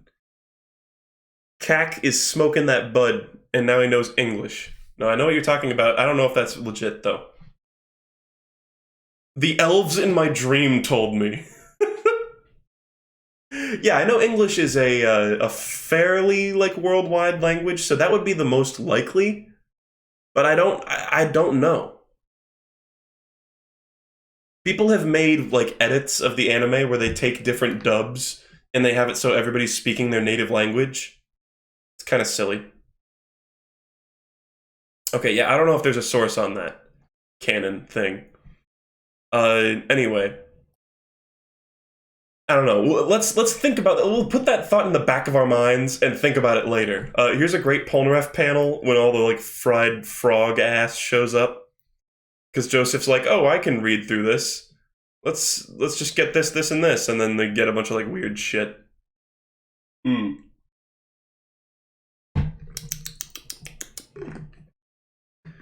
then he's like, oh yeah, these little carrots are shaped like stars. Look at the detail on that carrot. It really looks like it was cut from a carrot. And look at Polnareff's hair. He's got like devil horns. Oh my god. And he's like, I know a guy who's got a mark just like this. And then fucking Silver Chariot comes out of a bowl of like porridge or some sort of slop. What a good appearance.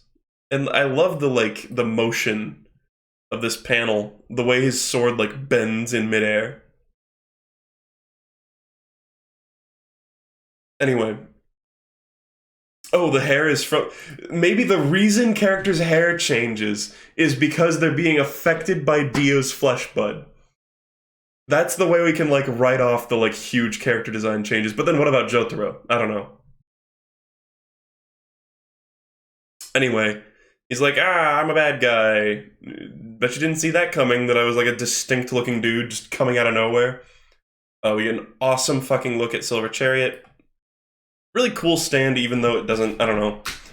It never stands out as like, as one of my favorites, but it's definitely cool looking. And then there's all this whack shit, like it's kind of, it almost feels like he has a sort of like the hand-esque ability at the beginning, because he's like, I cut spaces between things, and he's able to like carve flames and shit like that. Let's see, where does he say it? Jean-Pierre Polnareff. But even here, his hair looks normal now. Or more normal.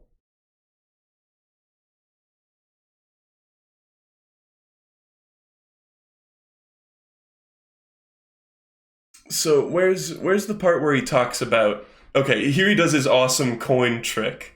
This is another thing that, like, this is kind of like Kakyoin with the puppet. He's just doing this to be fucking extra. He throws a bunch of fire and coins up in the air and stabs through them He's even cut a flame for each coin. So a lot of people are like, that doesn't make sense. I think it's not supposed to make sense. It's just supposed to be, he's so good at it that he can cut fire onto there. I mean, yeah, you can, like, chop through fire, I guess, but not in the way that it's being depicted here. You can't do that. Like, the coins aren't on fire. He's got fire stabbed onto his sword. Anyway. Oh yeah, and we get another guy freaking out. They reestablished that there's shit going on. And then I love this where he's like, we're not gonna fight in this restaurant, right? I mean, that would be gauche. Let's go outside. So we can go to this zany-ass place. Which I think is a real place.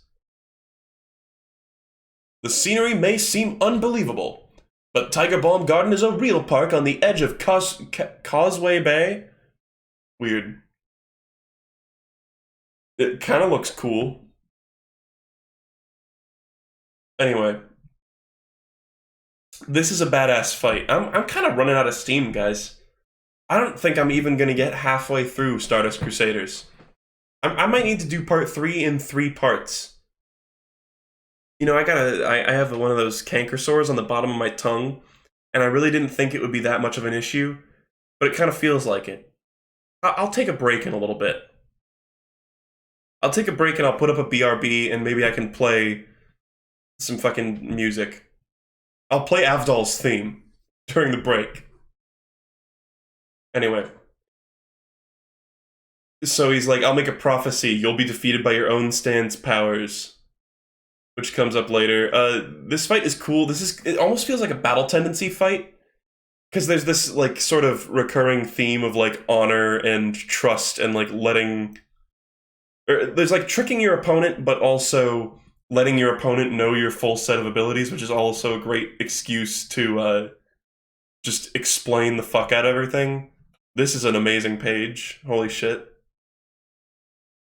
Already Magician's Red looks totally different, too. Look at that. He looks way less, like, anatomical. Can you reach Egypt? I might. We'll see. So he cuts away his fire with his sword. More of that sort of thing. And he lights Avdol on fire. And then this is supposed to be the statue, because Polnareff carved a statue just to be extra. He carved a statue of Magician's Red. Then when Avdol is pretending to be on fire here, he burns the statue and melts its joints and launches it at him. So this isn't supposed to be the real Magician's Red. This is supposed to be a statue that's, like, melted somehow.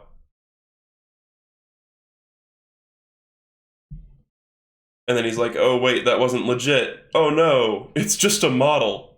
It's only a model. And then he goes, oh, the one defeated by their own stand ability was actually you, which is kind of awesome. This is a weird looking panel. I actually kind of love how Magician's Red is just melded into his face. They do, Araki, like, he loved doing that shit with the Pillar Men, like, walking through people in part 2. He does it so fucking much with stands.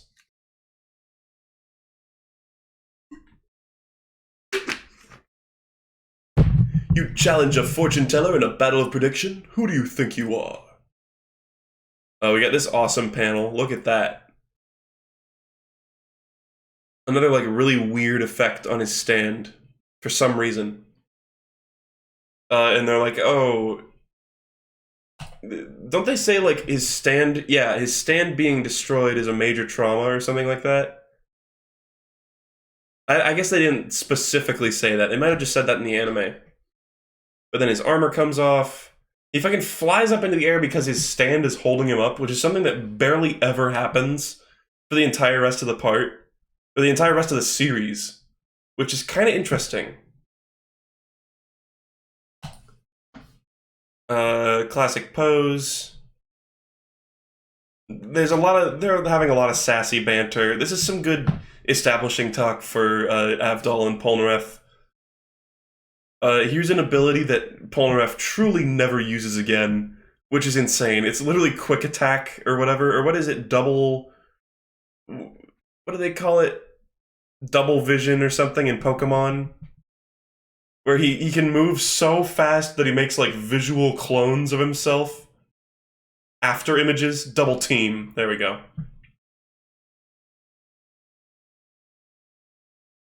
Kind of weird.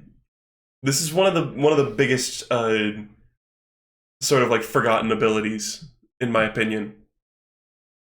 Oh yeah, and Crossfire Hurricane, what is that a reference to? I actually don't know. It's a reference to some lyric of like an AC/DC song or some shit, or like Led Zeppelin, I don't know. Rolling Stones, fuck. Oh, I just made a lot of Rolling Stones fans mad. FBI investigation? What? Wait, what? Oh, God. The Trump investigation is called Crossfire Hurricane in its code name. What the fuck? I didn't know that. But it's also a lyric from a Rolling Stones song, I think. And also the name of a documentary about the Rolling Stones, I guess? Weird. It's just the name of a song? Okay. Weird. Well, I learned something today.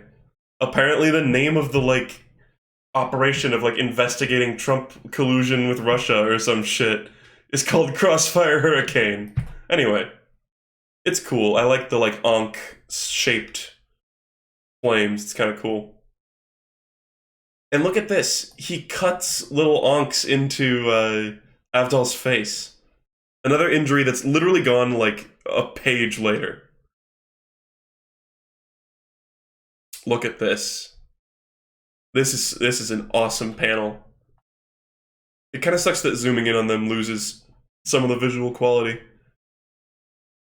But awesome. Yeah, yada yada. I don't even remember. Oh yeah, there's some like Naruto shit where he uses a hole in the ground that he made earlier in the fight. And then this is such a badass move. Flame can be a hard way to die. End it while you can. He literally Avdol carries around a little dagger just so that if he kills someone with his flames, he can be like, here, use this knife to kill yourself. Holy fuck. And then we have this awesome moment where Polnareff, like, considers using it to, like throwing it at the back of Avdol, but then he's like, no, I need to be an honorable man. I need to take my own life. And then he's like, actually, you know what? I'm gonna die slowly from my fire because I lost from my own hubris. And then Avdol's like, his sense of honor is so great that I'm letting him live. And then Jotaro says, heh. And then we got, okay, here they just show the flesh bud for like a second. I guess there's more of that weird tearing effect. Look at that. Maybe, oh my god, guys. Yo, the reason Jotaro's hat got burst is because Star Platinum came out of the back of his head. It's been tearing itself out of him, and that's what removed the hair, or the hat. Anyway, sorry, that's silly. There's the flesh bud. They're gonna yank it out. We got Joseph going like, oh, Sugoi, or whatever. And then he makes a weird pun that doesn't really translate that well. Then we get a little bit of explanation with what Polnareff's backstory is. He's like, hey, do you have two left hands? Why are you wearing gloves? And he's like, why are you asking if I have two left hands? He's like, oh, no reason. Just like my sister got murdered by a guy with two left hands, and that's why I'm out here. Another cool panel, just sort of, I guess, reestablishing all these things. Another better look at the cards, too. Holy fuck. I forgot. He has hair. Like, the Hanged Man has hair in this flashback. Later on, he does not have hair. Or he's got two right hands, not two left hands. Shit. That is some man ass. And then this is another thing that kind of confuses me.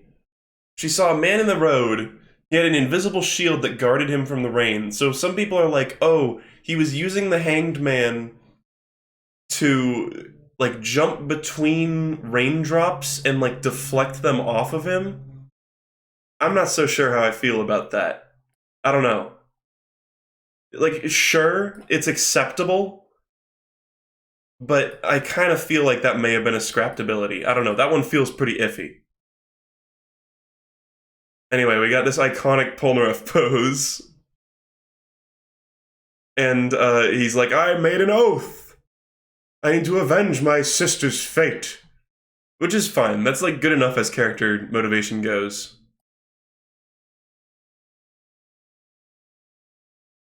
And then, isn't there like an inconsistency here? Okay, I was gonna say, the friend escaped with her life to tell me what she saw. Isn't it like in the anime or something it says they both died, so it doesn't make any sense that they know about the rain shield and shit?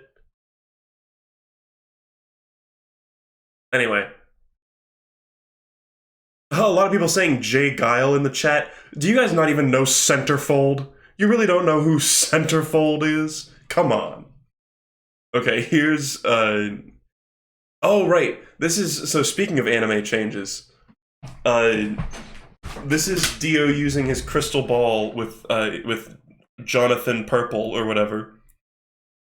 And,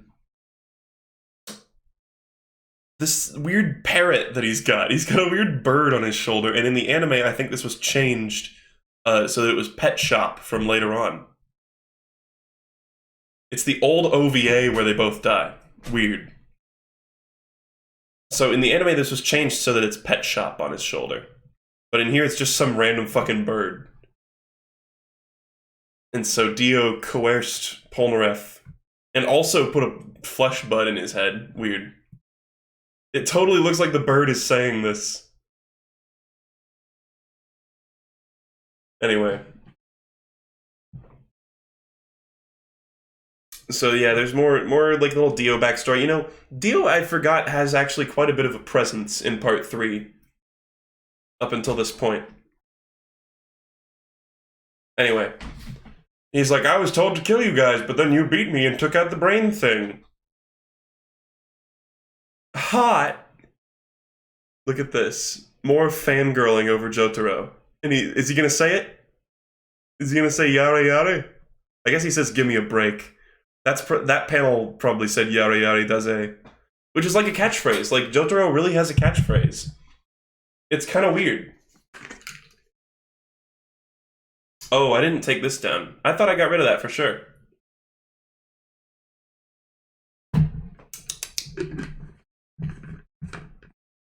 Anyway. Did you guys miss anything? You didn't really miss anything. I guess when I was pointing at this parrot, you didn't see it. And here. Whatever. Now you got it. Anyway. Sorry, I got distracted. So now they're gonna travel on a boat, because I guess they just were like chilling in Hong Kong. Like, they fucking like swam to shore in Hong Kong. And they were just chilling there for like a second, and they got fucking attacked by Polnareff. Also, this looks like some DBZ shit. Look at that. Yare, yare, daze. I think the English translation that they usually give for that is good grief. But it's similar to, like, you know, come on, give me a break. Anyway, oh, this fucking fight. You know what? I think before I do this, I'm gonna take a little break. I'm just gonna go rest my voice. And just rest, generally.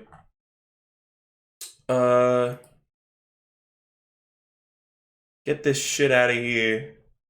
This is a BRB someone made. I'm gonna start using these. Quality stuff. Let's get the music. I'll put up Avdol's theme.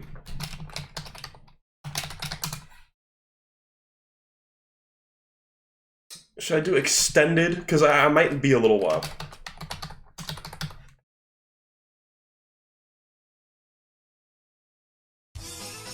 Oh god, oh no, this is from Jojo's Venture. This is from the fucking, like, arcade game. Fuck it. It's 3 minutes long, that's fine. See you guys in a bit.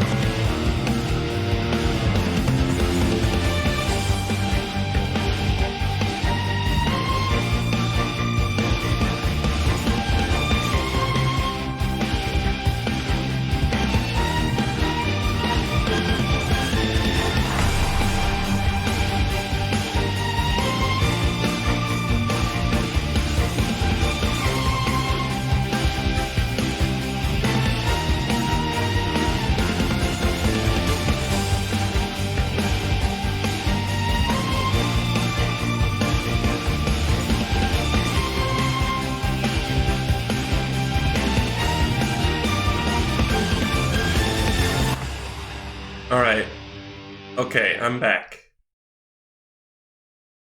People were like, didn't you eat a pizza? I didn't say I was gonna go eat. I just sat here. I just sat here and didn't talk for a few minutes. That was the break. That's all I need. This is a magical image. Oh. This is a magical image.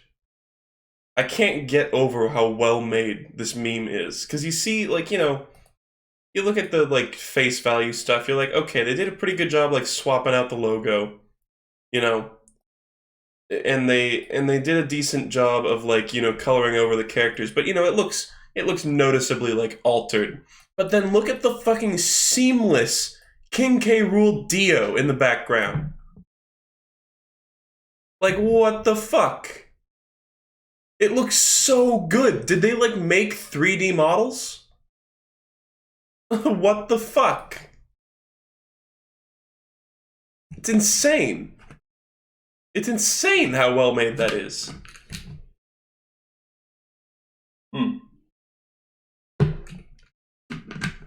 Anyway, back to manga. So we're at the Big Blue Ocean. Jojo's Big Blue Ocean arc. And we've got fucking Anne, who literally doesn't have a name in the manga. Little Runaway. They call her, like, Stowaway Girl or something like that. But I don't think they actually ever call her by her name. Anyway, they're on a boat.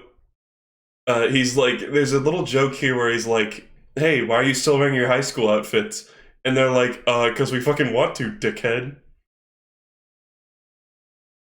So she's just, like, on the ship. She's basically just here to be Smokey Brown, essentially, and just be, like, a normal person observing events.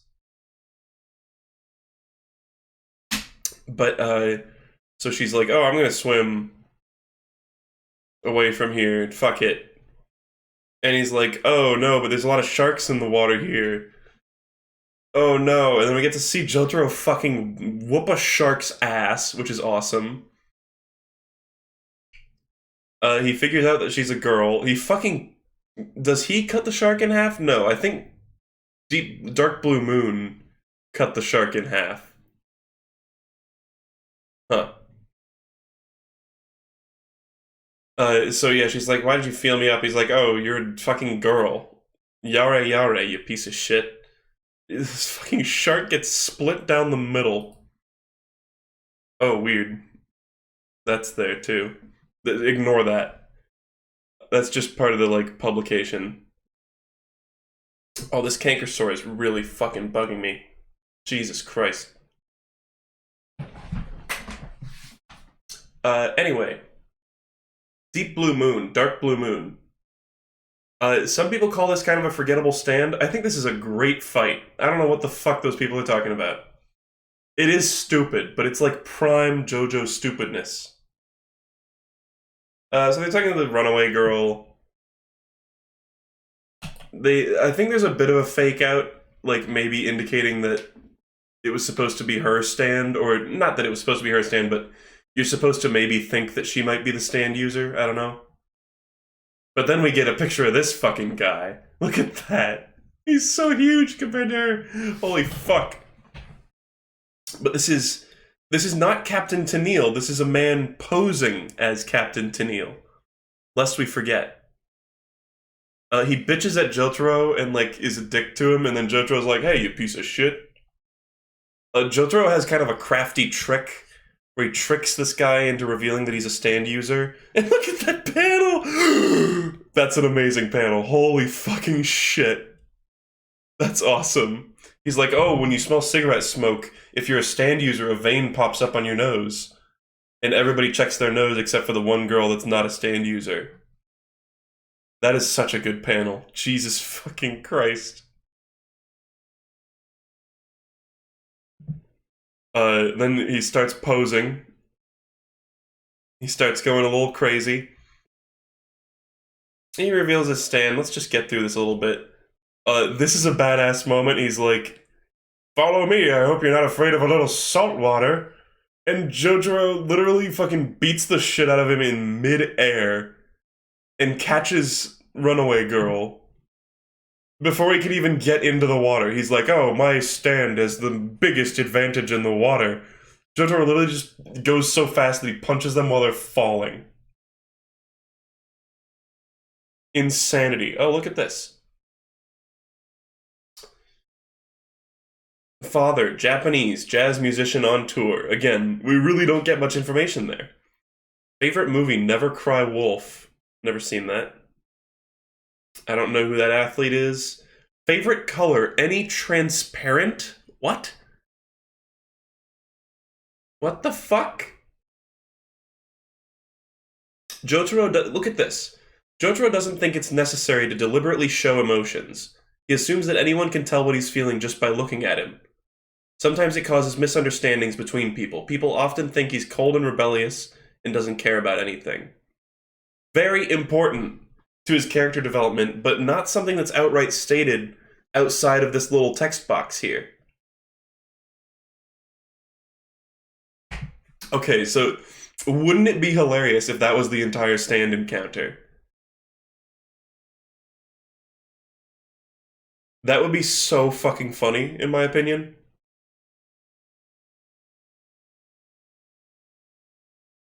I've heard people say that Jotaro is potentially on some sort of spectrum. And I think that's not an unbelievable premise. I think that is semi-likely. I don't know. Judging by some of his behavior later too, I would be willing to believe that he is somewhere on the spectrum, or if he has autism or Asperger's in some way. Because there are other things that sort of seem to, like, point towards that as well. And not just him going crazy and punching people, alright? I'm not trying to be disparaging here. So there's this weird thing with the I almost said barnacles. Sucking out Jotaro's strength. This is an awesome panel, actually. Even though, look at that. Look how weird fake Captain Tennille looks.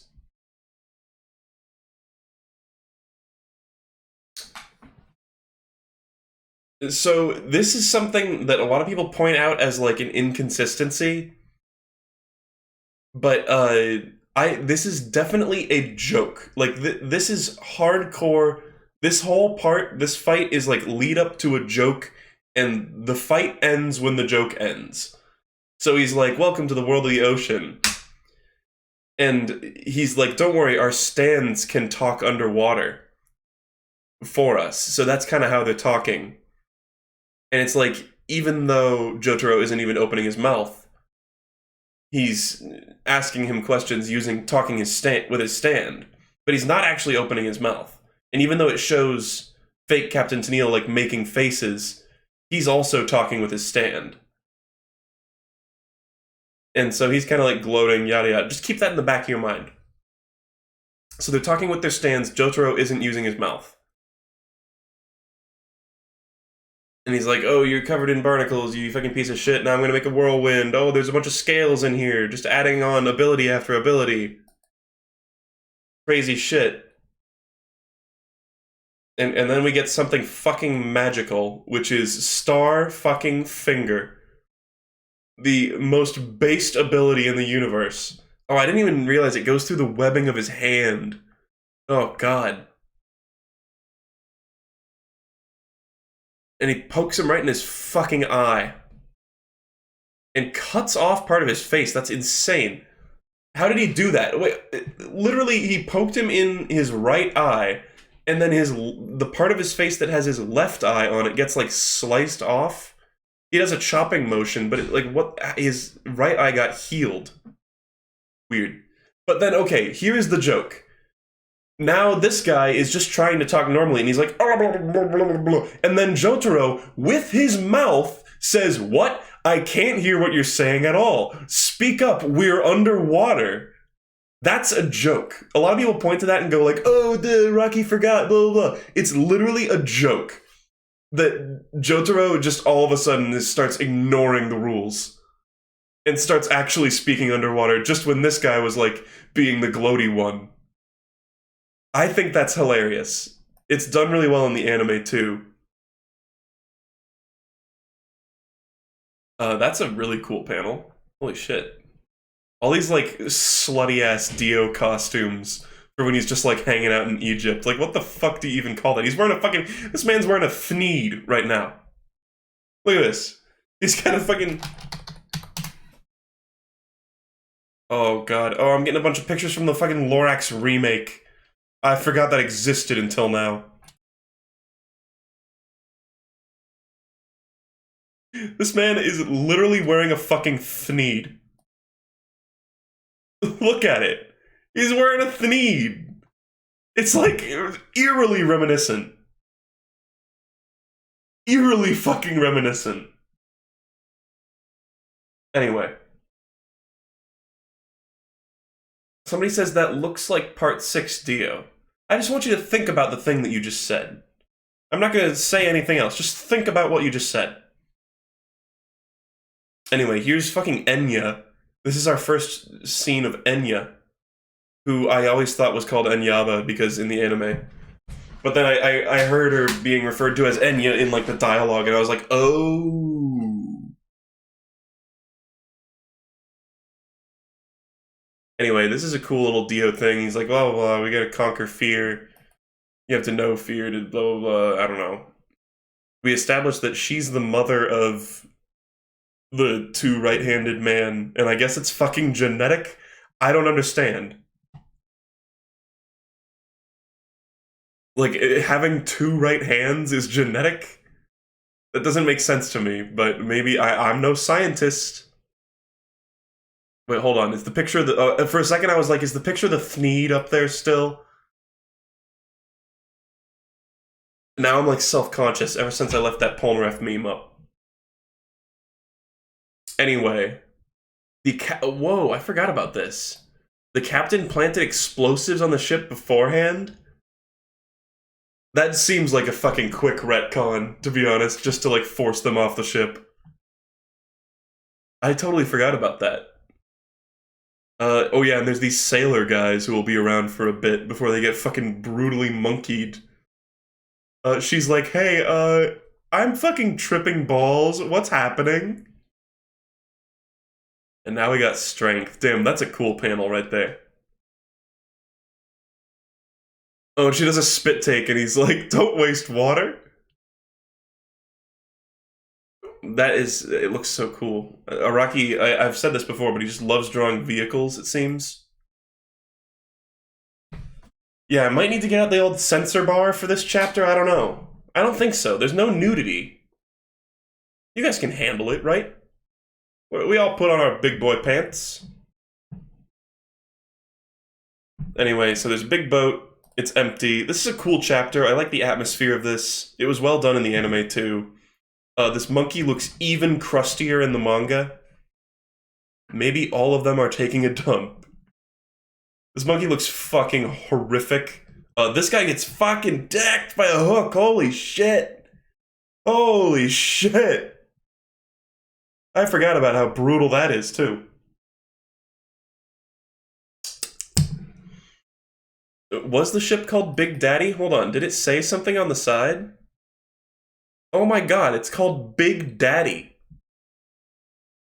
What the hell? I never noticed that.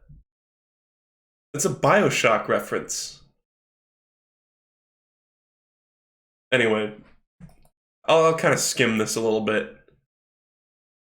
This is a spooky chapter. Like, there's a bit of intrigue. I think a lot of people, when they first read this, they're like, okay, clearly the monkey is the stand user. But the whole reveal that the boat is the stand really comes out of nowhere. We've got this little girl being super big-brained. Like, what little girl would actually, like, notice this kind of shit? He's got a cleanly sliced apple, and she's like, oh, it's been cut recently because it's not browned yet. It's weird. Then we get this fucking ape, like, smoking a cigarette and jerking it to Playboy. Or at least looking at a Playboy. Which is kind of hilarious. and kind of insanely creepy. Here we have the little girl showers scene, with also brutal murder and a monkey coming in to theoretically fucking rape her. But it doesn't happen, and Jotaro fucking comes in and beats him with a lock.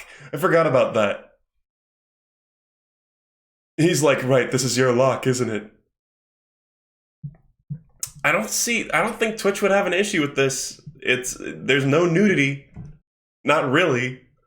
Not by like the weird arbitrary definition of nudity that is commonly accepted in media. Whatever. We'll be fine. Fucking Jotaro gets a fan blade embedded in his shoulder and he's just like, this bastard. Not instead of going, ah, like fuck! Literal fan blade embedded in my shoulder. It really is a massive monkey, too. And the fan is going all like, whoop, whoop, whoop, whoop, whoop, whoop. This is a fine fight. It's cool, like Jotaro catching all the shards of glass and using them to try to punch the monkey are cool. This is just another one of those like insanely weird stand fights. Again, setting the standard for just total balls to the wall insanity. I don't know. And then he fucking like puts on clothes for some reason and he whips out, it's kind of a funny movie, whips out a dictionary in order to describe his stand because he can't speak. He's actually so dopey.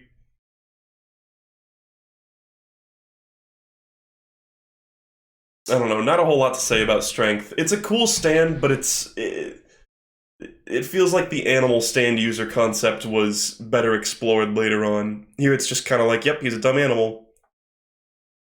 Oh, and Jotaro uses a button from his coat to, like, bullet through his brain with Starfinger again, just because it's not part of the ship, so he can injure him with it.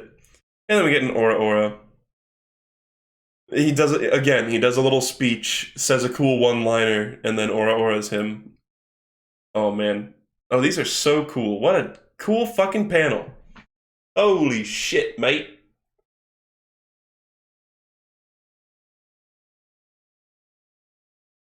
Let's see. I love that it just also says their like, star sign and their blood type, as though that matters. Oh, yeah, Kakyoin's parents. They are very shocked. That's all we ever get to hear about them. Favorite musician Sting. That's kind of funny. Baseball team actor. Very effeminate. Gay. I'm not saying that's a bad thing.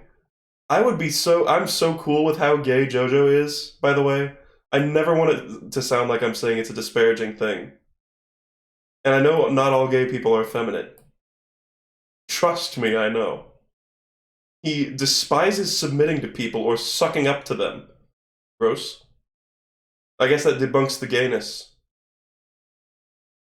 He thinks only respectable individuals is able to be a friend of his. Often he will treat people with kindness, respect, and caring.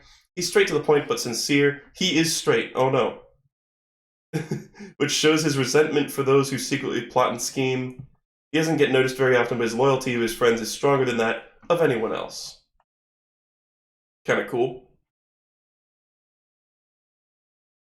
What the fuck? This is weird. Oh, strength looks really weird when it's like crumbling apart. Huh. Yeah, so again, talking about like the whole titillation thing, it definitely felt like, even with the like underage girl character, he was trying to like show off some like TNA a little bit, which is just strange. It's like, Araki, what are you doing? What are you trying to do, man? Come on. But anyway, they're all on a lifeboat. The second sunk ship in like an hour. And here they are just chewing gum, combing their hair, and smoking a cig. Fuck it. More cool travel info about what? Portugal? Singapore. What the fuck am I talking about? Not even close. They ditch Anne. but then she just comes back later. Like, they literally just, like, drop her off here. Or no. She stays along with them for a little bit longer, actually. But there's one point where they just drop her off, and then she just comes back, like, randomly later on. Yeah, this was in the 80s. This part takes place in the 80s. I guess I didn't really mention that. It's 1983 or something like that is the strict, like, year it takes place. Or 85, I don't know. Kind of funny, this police officer's like, you threw trash on the ground, and Polnareff's like, that's my luggage, boy.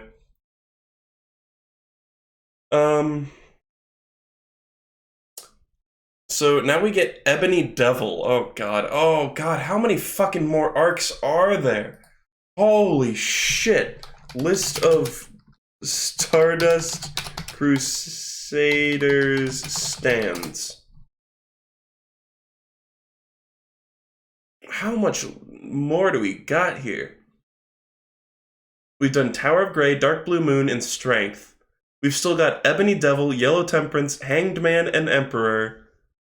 We've got Empress, Wheel of Fortune, Justice, Lovers, Sun, Death 13, Judgment, and the High Priestess. That's the first half of Stardust Crusaders. That's the first half. And we've done, I guess we had a fight with Silver Chariot and Hierophant Green, too. Actually, that's more than half of the stands. Because the amount of stands after that point is less, even though it's roughly halfway through the series. Jesus Christ, though. I don't know if I'm even going to get halfway through here. I might cut it off at, like, Justice. Or I might cut it off way earlier. I don't fucking know, man. Oy vey. It's so long. Anyway. So now we're gonna get Ebony Devil. Kind of an uninteresting fight sometimes. It's got its own stuff. Like, this guy, I guess, is kind of interesting. His stand is, like, based around revenge. So he just provokes Polnareff into, like, trying to fuck him up. Oh yeah, and Ebony Devil, this is one of the only times we get to see it. It's got weird, like, breastplates or, like, fans or something on it. And it looks like it's a character from fucking Ants. The movie Ants. It barely shows up in its physical form at all, which is weird. So he gets himself injured just so he can take revenge on Polnareff. This whole arc has sort of a horror movie vibe to it. With, like, the cursed doll going after him. And the doll fucking cuts off a dude's face, too. So yeah, it ties him to the bottom of his bed. It literally cuts this dude's face off. Which is, of course, a Nicolas Cage reference. And it's basically just a little shit. And this whole fight is based around Polnareff trying to, like, see on top of the bed, even though he can't see through his stand. Which they do a kind of poor job explaining this, but...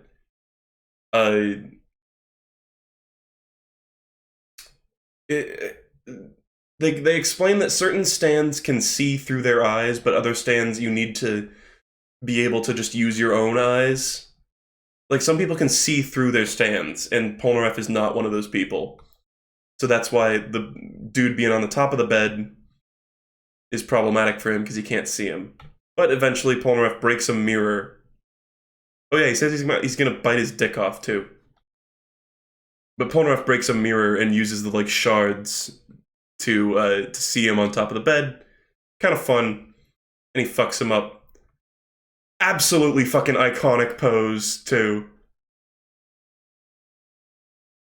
Not a whole lot to say about this fight, honestly. Ebony Devil, kind of cool, but definitely a weak stand. I guess we get to see a tiny bit of it right here. And then he says, oh, didn't you say you were gonna, like, bite off my balls or whatever?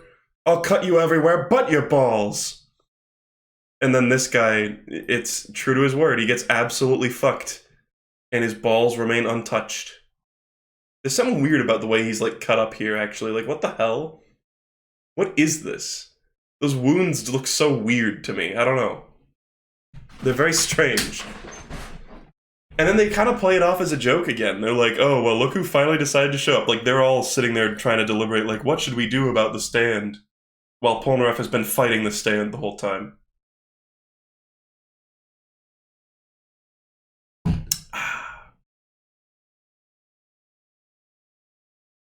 Anyway, so now there's a really cool scene. But look at this. Avdol's like, I'll go get a camera, and he's like, no, I can see things without a camera. It's like, bitch, you said you couldn't see things without a camera. You explicitly said you need to destroy a Polaroid. I almost said a Polnareff.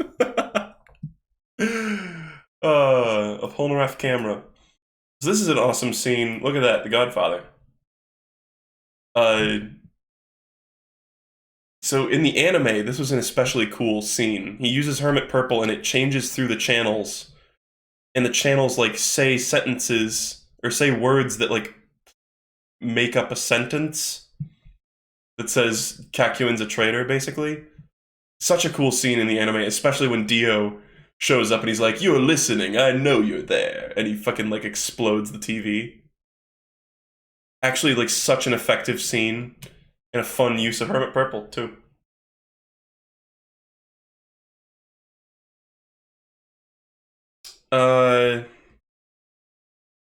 Anyway, so now they're suspicious of Kakyoin, and now it's time for fucking Rubber Soul. Oh, this is sort of like a dark parallel of Smokey Brown at the beginning of part 2. Kakyoin gets his wallet stolen, and he fucking, like, destroys this guy and just starts, like, trash-talking him completely and doing, like, a backbreaker move. Kinda sick. But it's fine, because he's not even possessed. It's just a fake copy of Kakyoin. Which this all brings into question, where the hell was Kakyoin for the entirety of this fight? They kind of play that off as a joke later on, too. And I didn't really understand this at first. Like, when I first watched this, I was like, oh, Kakyoin's being possessed, and whoever's possessing him is making him eat beetles for some reason, just to be weird. Like, just to, like, force Kakyoin to do something gross. But this was actually Rubber Soul and Yellow Temperance, like, fueling itself, because it needs to, like, eat to, like, become bigger or something.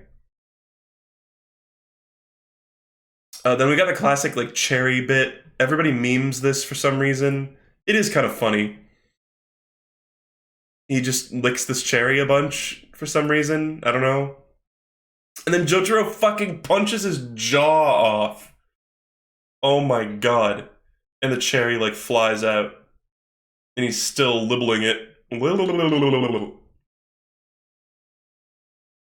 He's like, possessed? Well, I'm not exactly possessed. He's like, haven't you noticed I'm actually, like, way bigger than you now? Which you would think Jotaro would notice that. And then we get this fucking guy. This guy's kind of cool. He's not quite as much of the, like, average, because one of the big criticisms of Part 3, I feel like, is people saying, oh, it's just like, you know, stand user of the week. A guy shows up, he's like, I'm gonna kill you, Jotaro, and then Jotaro goes, yare yare does it, and punches the shit out of him or whatever. But, this guy feels a little more unique. And he's very cocky. He's very, very assured that his, like, stand will be able to, like, beat Jotaro, which is another common element, I guess, through stand users of the week. But it adds to the extremity of it, I guess, when he finally gets dicked on. And this is the first occurrence of has no weaknesses, which is a line that lots of characters say, actually, from time to time. So yeah, in case you're confused, because I keep calling him two different things, the guy's name is Rubber Soul, which is a Beatles reference, and his stand is Yellow Temperance. So it doesn't react to fire or ice. So here's something, here's more of this shit. So they're on gondolas. Fucking Yellow Temperance, or Rubber Soul is on the 23 gondola going this way. And then Jotaro's like, oh, there's another gondola coming my way from on the other rail. So presumably, after this scene, we learn that this is Rubber Soul, hiding inside his stand, disguised as this thick woman. And So somehow he got onto this car. I guess this dude is asleep and the dog is barking. But that's because Jotaro showed up. This little kid didn't notice Rubber Soul coming onto this car and morphing into this lady. Although, would the kid be able to even see Yellow Temperance? Because you can't see stands if you're a normal person. But some normal people can see stands. Anyway, whatever. You'll lose your mind thinking about this sort of stuff with Jojo. He tries to ice it, doesn't work. He squeezes his boob and goes, "My stand has no weaknesses, yada yada. You little piece of shit." And I think in the video game, oh yeah, there's a dog death. Sorry.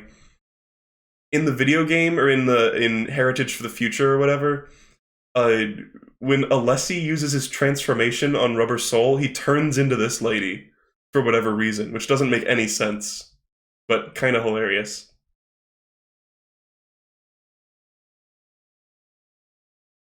Yeah, some stands can be seen by normal people, like strength they established, and tons of other stands actually. So it's in the anime he mentions it. Maybe I don't remember that, but maybe.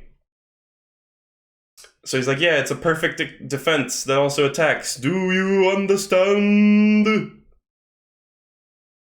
Classic line. Oh yeah, and here's the fucking Joestar technique. This is one of the last iterations of that. I think this is the last time it ever happens. Jotaro sort of like pays tribute to Joseph, and he's like, "Oh, this is the Joestar family secret technique," and he runs away. In the anime, he says, "You're still being eaten, you ass," and it just sounds like he's eating ass. So pretty clever. Jotaro's like, "Oh, you got a perfect defense. Well, what if we go in the water and you can't fucking breathe? Then you need to lower your defense." And he fucking uses Star Platinum. This is such a badass movie. He uses Star Platinum to hold him down and punches him with his real damn fist. Just to fucking make it hurt extra. What is a stand? A stand protects its user like a guardian angel. A person can only possess a single stand. So here's something people like to give me shit about in my what is now my most viewed video, the Jojo Isaac mod catastrophe. I said something along the lines of, "Oh, this guy's got two, or I have two stands. That's against the rules." And everybody in the comments was like, listing like all the exceptions, basically, where there's like, a ton of people said Poochie, which is like the worst example, but whatever. You could say like Koichi kind of has like 3 stands and shit like that. And there's plenty of characters who have like sub stands or like other abilities and stuff like that. But yeah, Poochie is a terrible example of that. He literally only ever has one stand at a time. Like literally. Koichi does not only have one at a time. Koichi's is not an evolving stand. Koichi uses all of his acts at different times. He uses acts 1 and 2 when 3 already exists. Literally go reread the part. Anyway, so when I said that's against the rules, this is what I was talking about. Stands literally have rules. Anyway. Koichi literally uses, go to the beginning of part 5. He uses act 1. And he plenty of times in part 4, he uses previous acts after he already has all 3 acts. Anyway, sorry, we're getting into part 4 here. I'm maybe a little bit bitter about that because so many people were like, "What about Poochie?" I'm like, there were so many better ways to correct me on that. Anyway, people who control stands are referred to as stand users. If a stand gets injured, so does its user and vice versa. That's one that doesn't feel like it's always consistent. Stands can only be hurt by other stands. Also, I think inconsistent sometimes. I don't know, maybe not. We'll have to keep an eye out for these things. A stand is usually bound to its user's body. There are exceptions. The further a stand gets from its user, the weaker it gets. There are exceptions already, even after there's only like 10 stands.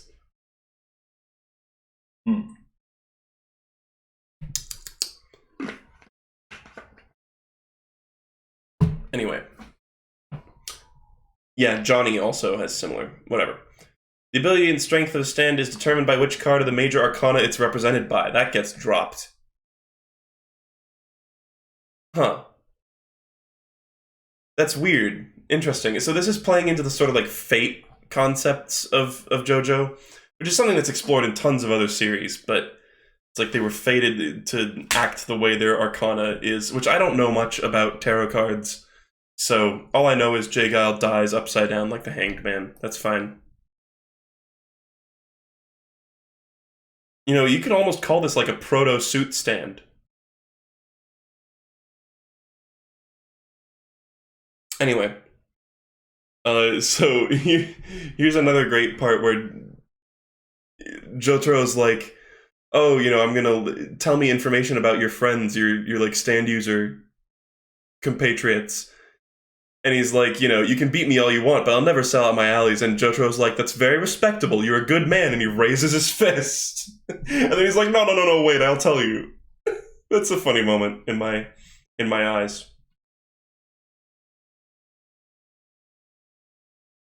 I'm just like hearing the theme. This is like a classic part 3 thing. Is Jotaro's like, oh, I'll spare you if you like give me information or whatever, and then they're like, ha, you fell for my ultimate trap. I got you. And then Jotaro's like, oh man, you were lucky the first time because I just punched you a bit. Now I'm gonna really whoop your ass. And he fucking uses the water pressure of the underground like pipe to punch him with water.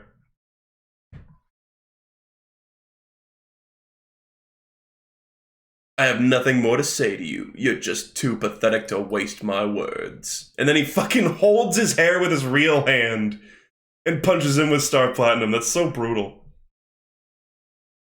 They try to get a little bit of variation in on the auras, I've noticed. And then, so this is like a joke and it makes no fucking sense, just like the underwater thing, but I totally think it's a joke. Rather than an inconsistency. Like, people could point to this and be like, oh, Araki forgot that Kakyoin wasn't possessed, it was literally Rubber Soul doing the fucking thing. But then here he's like, oh, are you gonna eat that cherry? I'll take it. And he goes, whoa. And there he goes, yare yare daze. In fact, what the fuck? Is that, like, not translated? Feels like they forgot to translate that. Like, what the fuck? Why does Kakyoin's tastes and weird habit about cherries just happens to perfectly align with what Yellow Temperance was doing? But it's kind of a joke. Anyway, now they're going to India. Avdol's like, this place is great. And then they're like, well, it kind of looks like a shithole. And Avdol's like, that's what makes it great. Or something like that. Kind of interesting. This is the sort of thing that gives me the impression that Araki really did travel, because he kind of shits on certain places. He doesn't shit on them, he's like, some places are pretty grungy.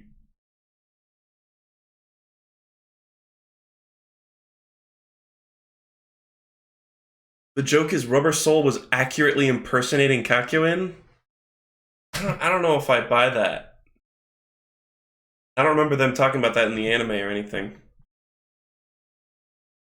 Isn't it wonderful? This is what makes it such a great country.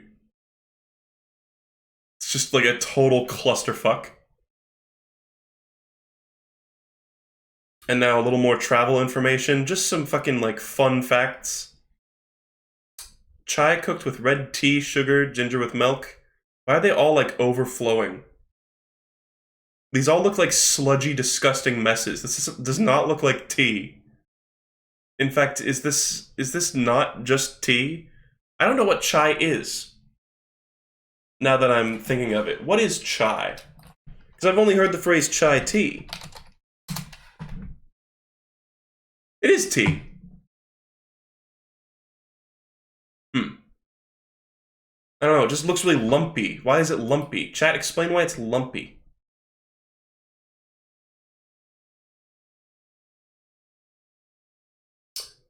Oh, it's the foam. I see. I'll accept that.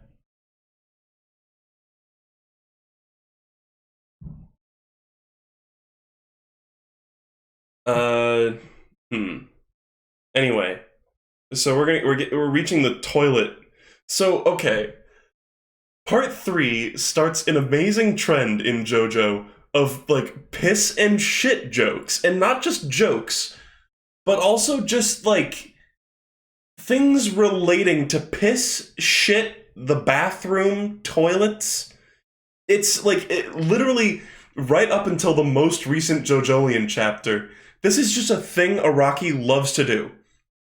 Is just have a weird situation, and one of the recurring jokes in part 3 is that all the toilets in like foreign countries are difficult to use, or that they have like their weird quirks to them. I think that's like what started it, but there's also piss and shit just like throughout this part. There's a whole like there's a couple of arcs later on where there's just like piss and shit just shows up.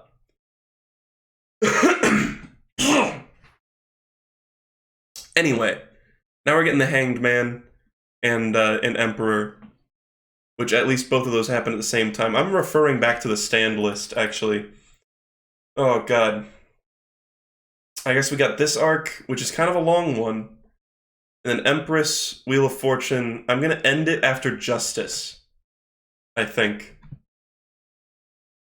And then next stream, I'm going to start at Lovers. And I'm just going to do, I think, the entire rest of part 3 in the next stream. Maybe tomorrow, maybe another time. I don't know. I feel a sneeze coming on. Oba sapenya samamissima ba. Okay, I made it go away. Anyway.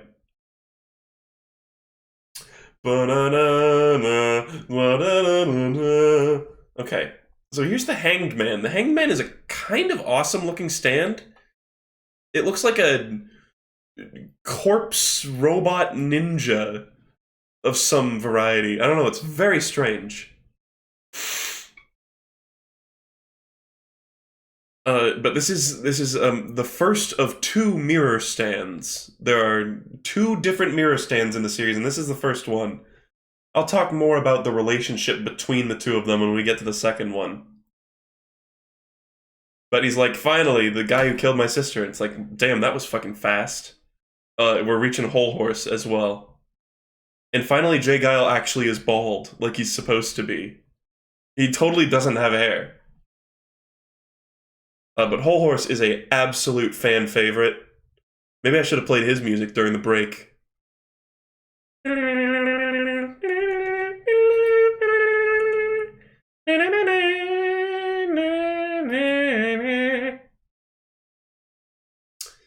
So this is Avdol and Polnareff have sort of a Caesar and Joseph style moment here, where they're arguing about how to proceed, and then Avdol turns out to be in the right, but also ends up getting the raw end of a bullet. And here we are, Whole Horse. Which doesn't... I forgot, they're fucking riding an elephant. Aren't they riding a horse in the anime? Holy shit. Is it really an elephant? I totally forgot about that, if it is in the anime.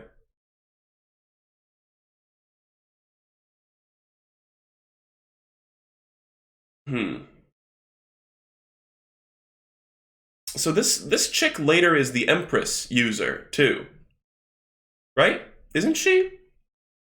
Or is that something that was changed in the anime? I actually forget.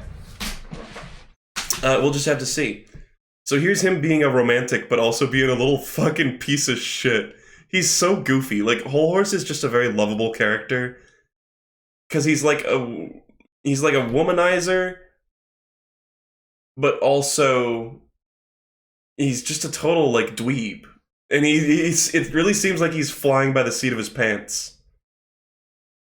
the whole time, you know? Like, he's just along for the ride, and it makes it a lot funnier. They have this great moment. We're about to see a snake get absolutely fucking dicked.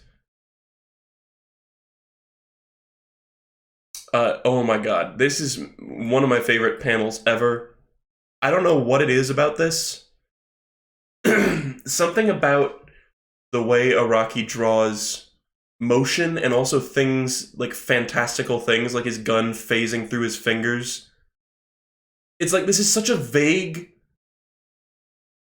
sort of like image, but you know the exact motion that he's doing. Like I remember in interviews or whatever, in like Jojonium or something like that, or Jojo Veller, he talks about how he just liked the idea of a gun that instantly appears in your hand rather than having to unholster it. And I think he did that so masterfully here. I know I'm just like jizzing about this like one tiny part, but I really can't emphasize enough. It shows so well. It's like it sort of appears in his hand and he kind of like flips it around for style, but it also goes through his hand because it's like a ghostly apparition gun. It's so cool. It's such a cool shot. I don't know. Oh yeah, and there's like a snake here and they just fuck it up. He like shoots it and then destroys it in the reflection too. Just because they just hate snakes, I guess.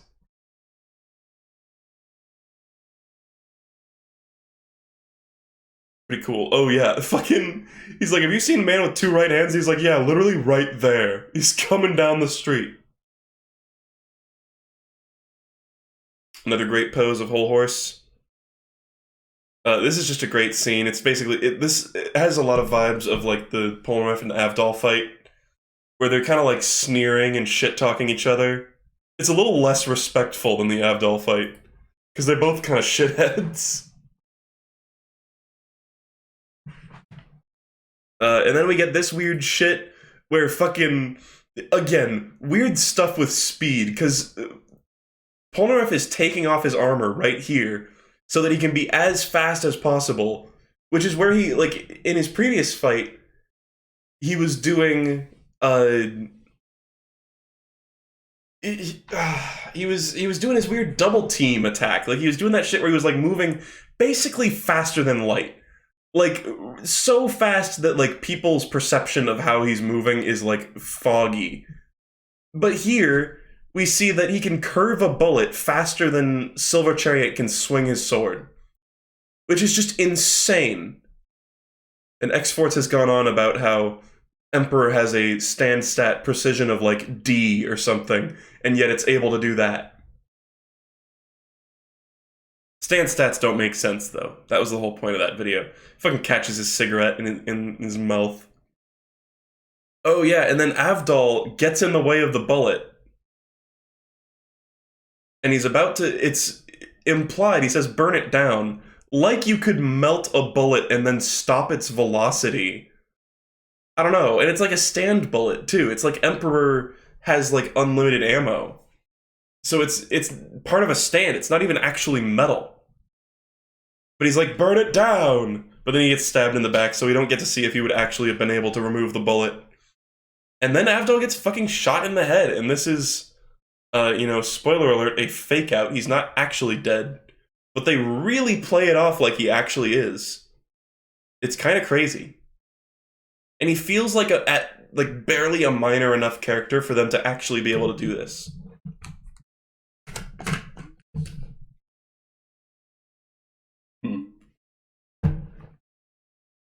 Oh yeah, they call him Abdul, because that's his actual official name, I think. I think he's actually named after Paula Abdul. I'm not sure about that. Hold on. Boom. I think it is, yeah, it's a Paula Abdul reference. Huh. Pretty cool.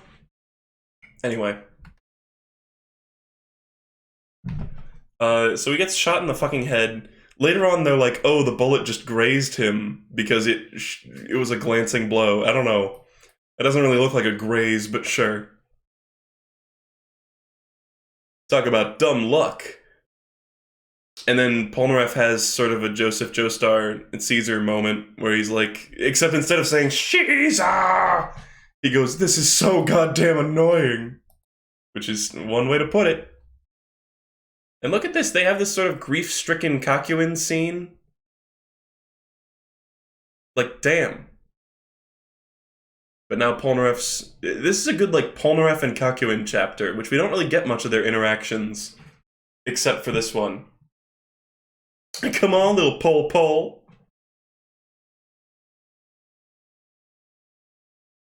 Anyway, yeah, more of this shit. He's getting menaced by the dude who killed his sister, and he's like, oh, hey, your sister was really, like, tasty or whatever. I don't know. Whatever creepy shit. Kakyoin gets him out of a quick situation, a sticky situation, in a pinch. And they get out of there. I love this moment where Kakyoin elbows him in the face, and he's like, take this as, instead of a handshake, this is us, like, settling our differences. And he's like, thank you, Kakyoin. Kind of funny. Favorite movie, Bad News Bears. Never watched that, but I bet it's great, because Polnareff likes it. He thinks that sitting around and studying hard is a waste of time. He's always chasing his dream. He's very direct and will say whatever's on his mind.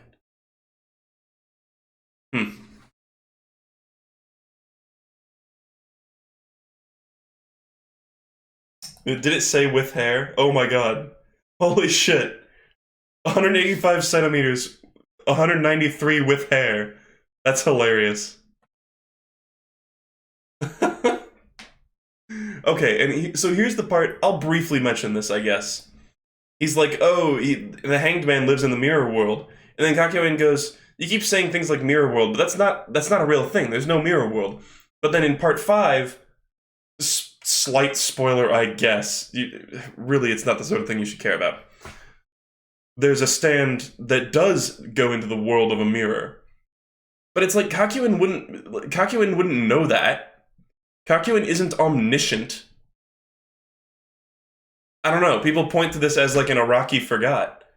Kakyoin is not Araki. Kakyoin is a character. They're in the universe. And as it happens, Man in the Mirror, the Hanged Man, they both have man in the name. The Hanged Man doesn't really use the mirror world sort of principle. He, like, transfers onto surfaces with light. So it's not an Araki forgot. It's one of the sillier examples that people state. It is, like, kind of funny, you know, to compare the two things. Like, you see that and then you're like, oh, well, part 5, whoops.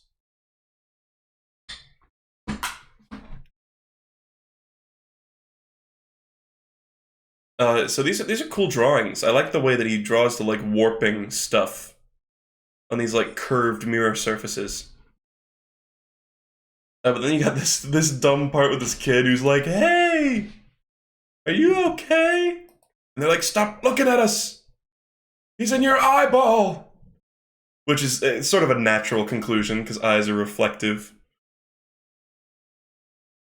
And then Polnareff learns how to defeat him, or like the basic process. There's this whole fake out where they show this guy who has the exact same like hat that Jay Guile had in the previous scene, so you're like, okay, this is definitely Jay Guile. But then it turns out it's a fake out, and the real Jay Guile injured that guy to make them think that he was Jay Guile. While the real Jay Guile looks like a fucking literal like goblin gremlin man. Fucking peanut head over here. He looks so gross. He's one of those people where you're like, is he a fucking alien? Like, what is he? And this is a cool fight scene. I guess I didn't mention it earlier, but Polnareff gave a little speech to Kakyoin earlier that Kakyoin sort of gives a reverse version of later on. And this is such a great scene in the anime. This is one of those ones that I think the anime just did amazingly, was the Jay Guile beatdown. And the Noble Pope Kakyoin's theme plays for this part. Good shit. Even though it doesn't make 100% sense, because it's like the way they defeat him is He's lured this crowd of people around them that are all looking at them. He's darting between all their different eyes and like slashing at them. And then they see which eye he's in. They toss a coin up in the air. So the implication is that when you are looking at something, Hanged Man can only transfer from your eye to the reflection that you're looking at for some reason. Even though the guys in the crowd weren't like looking at each other's eyes when he was darting between them. I don't know. I don't really understand. But anyway, it stands. You know, but they kick sand. It would make more sense if they kicked sands in, if they kicked sand in everyone's eyes, and then it's like the only place for him to go is up to the coin. But it's like here, couldn't he just? Why does he have to go to the coin? Just because he's looking at the coin? Couldn't he just go to somebody else's eye again? Couldn't he go to Polnareff's eye? They didn't all close their eyes. They just kicked sand in this one dude's face. Everyone else is still just going crazy.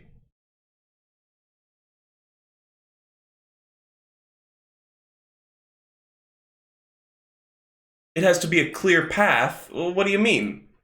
They're a circle of people looking at each other.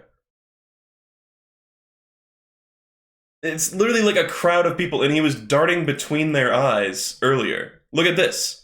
These are in their periphery. These are not clear paths. Every dude is within perspective of another dude. Like, just because they're looking up doesn't mean, like, eyes are round. Like, their eyes are still within view of each other. I don't think it makes sense.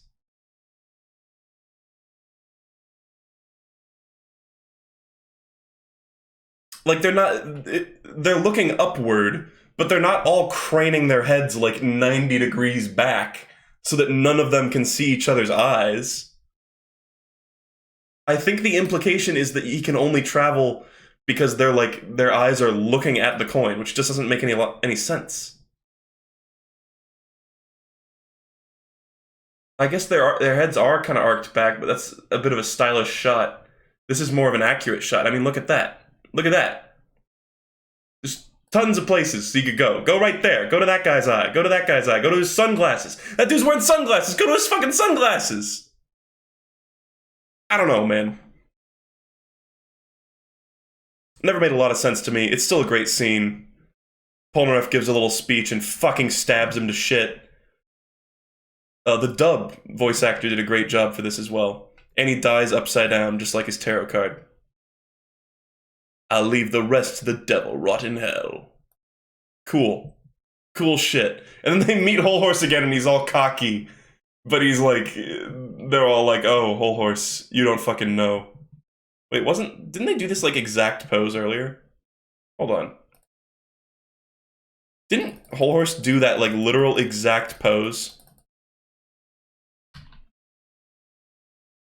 When he first showed up? Wow, yeah.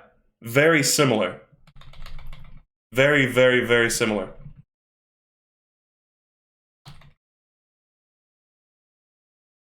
He's got a lot of leg. A lot of leg. Anyway, he's doing all sorts of fancy gun tricks because he's super confident. And then they're like, your partner's dead, piece of shit. And he's like, funny joke. I'll run away. And for some reason, this doesn't really make a lot of sense. They kind of just let him get away. Like, he's on the ground here, and then Polnareff gets tackled by this lady, and none of the other guys go to, like, stop Whole Horse from running away. Even though they totally could have. Jojo's just like, it's too late. It's like, what? You didn't even try, Jotaro. What are you doing?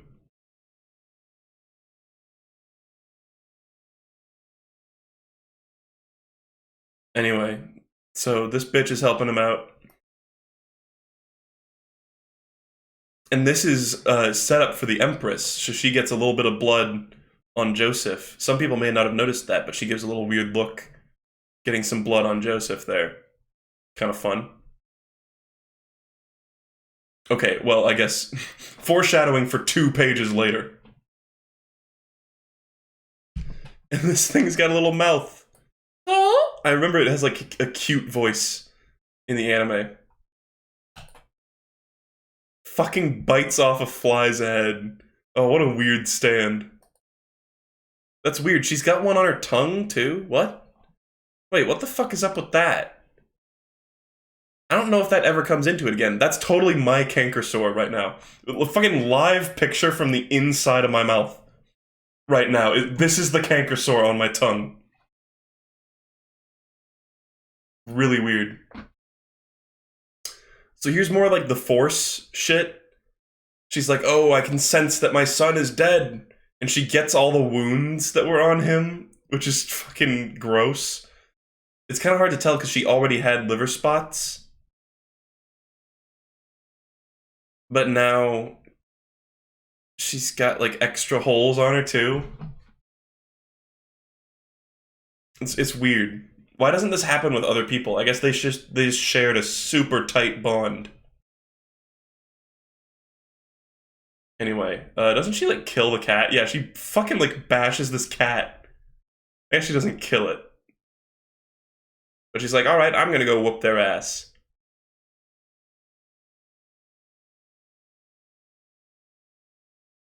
Fucking, oh right, this guy with his head buried in the sand. I forgot about this. These guys don't show up in the anime, I don't think. There's monks and there's people being burned on a fucking, like, pyre.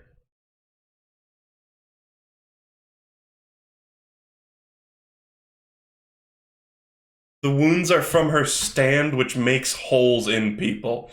Frickin' why, though? Like, why would that happen? And those are not the kind of holes that we see Justice make later. These are, like, bloody, messy holes. I don't buy it. So fucking Joseph is like, oh yeah, I've got this fucking literal, like, face on Mars on my arm. It's probably fine, though. And we got these dudes. Man. Again, it feels like that might be a stereotype, but I don't know. It gives a little more information about the Ganges. Kind of interesting. Oh, there's this fucking doctor. Actually, doctors just get fucked up in part 3. Because the little scab on his arm fucking gets a little face and stabs this guy to shit with a scalpel. And this is a fun little arc. It's weird. It's definitely very weird. But Empress is another bizarre stand that it fucking pukes at him. Jesus. It's just amusing. This whole chapter. Oh god. This whole chapter has kind of a comedic feel to it, even though it's like Joseph accidentally horribly murdering people. And it's just a little living tumor that just is trying to like wreck his life and be a little piece of shit. I don't know, it's very mischievous. So here he uses Hermit Overdrive. I haven't used this in a long time, but here goes. So he hasn't been practicing Hamon. I think this is maybe the only time in a long while that he's actually tried to use, or maybe the only time ever he's tried to use Hermit Purple, or at least so far, for combat.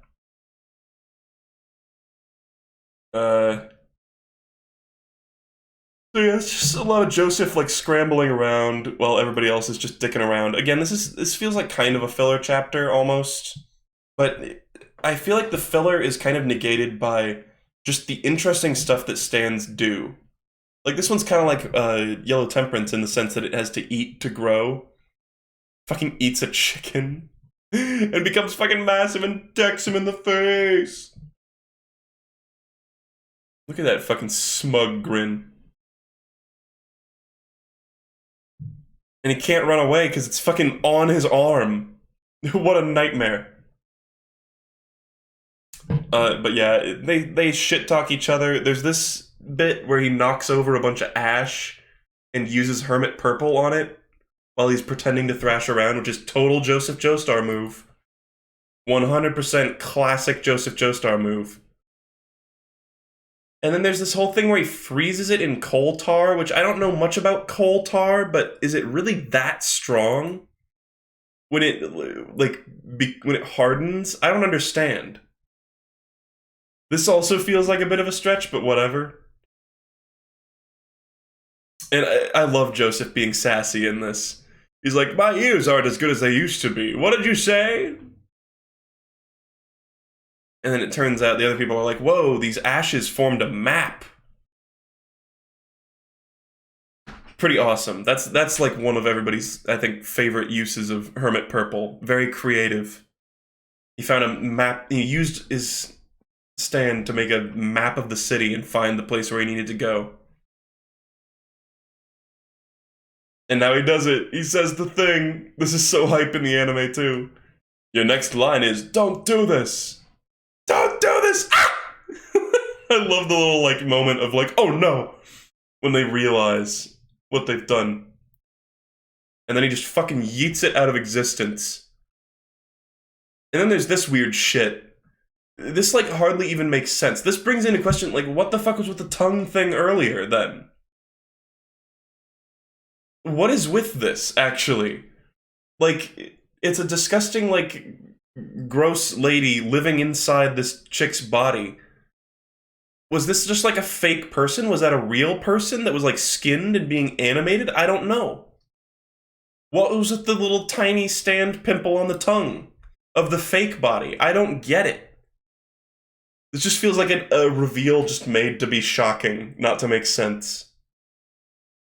And now we got Wheel of Fortune, which a lot of people shit on, but I think it's pretty fun. They pick up Anne again. Anne is just here. This is where she just shows up again. I missed them. I totally, like, blanked when they got rid of her. And so she shows up again. She's like, wanna give me a lift? And it's like, what the hell? Why is she back? And they show her, like, crushing hard on Jotaro, too. I don't know. It says no one cares while she's like talking a bunch about her travels. It's kind of funny, but this character, like, you know, sometimes people say like, oh, Rocky forgot about a character. This does genuinely seem like a character where they were building up to like something happening with her, but nothing ever really happens. Nothing ever really actually happens. She just leaves again. And nobody cares. In the anime, they like gave her a proper send-off, like an actual scene for her to leave. So yeah, Wheel of Fortune is a car stand. It's kind of like Strength, in that it's apparently a stand that's like modifying some old like jalopy. This use of Star Platinum doesn't make a lot of sense. He fucking like punches their own car to launch them into the air, and somehow that's better than being in a car crash. I don't know. I don't know how they're just fine after that.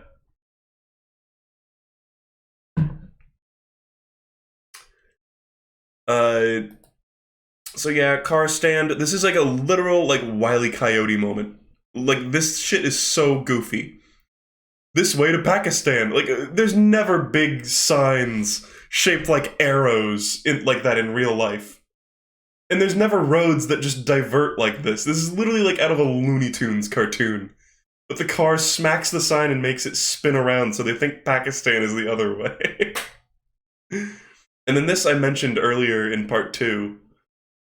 They show up to this bar and they're like, any of these guys could be the stand user. Let's just beat the shit out of all of them. I guess there's more of an explanation on Chai. Oh yeah, the dumb cartoon stuff is great. It's hilarious. I love the ridiculousness of part 3. That's part of what's so great about it. They're like, oh shit, the car is over there. Let's just beat the shit out of everyone. It's kind of hilarious. And they see his big beefy arms. And they fall for his fucking jape. This is a pretty fine fight scene. I don't know. Cars fighting on a cliff, sort of like grappling each other. It's pretty silly. And I like this whole panel. Look at that. They're in love. These two are in love. They have this sort of cheeky exchange where he's like, "Do you like sumo?" Bit of a weird line.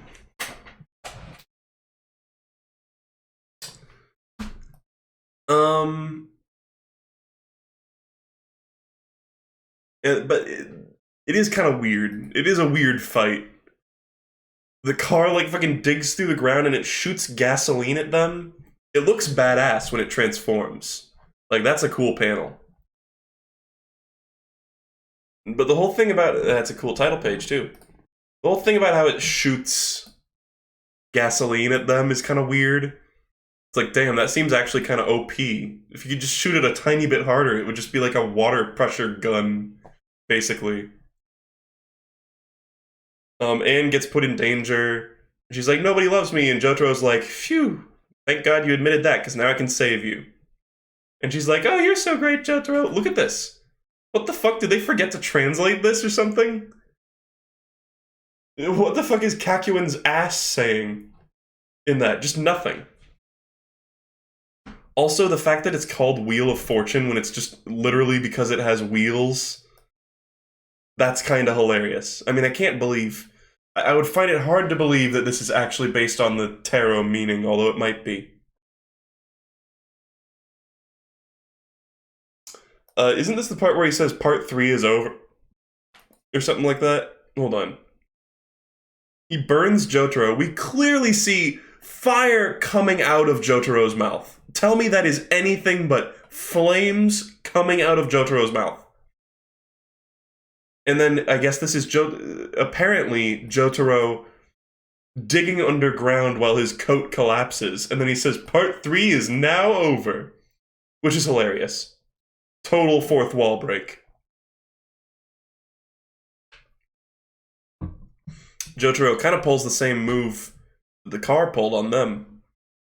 Where he goes underground, and he beats the shit out of the car. Like, the side of the car. Oh, and this whole line, his stupid one-liner here, where he's like, "I'll show you how to build your own path in life." And he's like, "Here, I showed you how to build a path. You literally made a road on the ground where you skidded." Fucking hilarious. And then this guy, ZZ Top, is just a joke character. Total joke character that his arms are massively beefy. And his body is scrawny. He looks like a Don't Starve character. Just his head.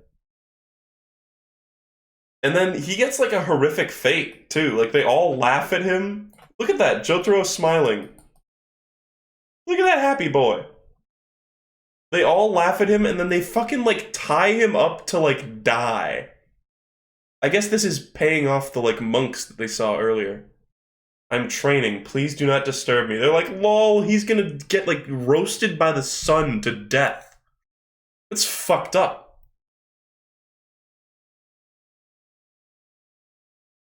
Anyway.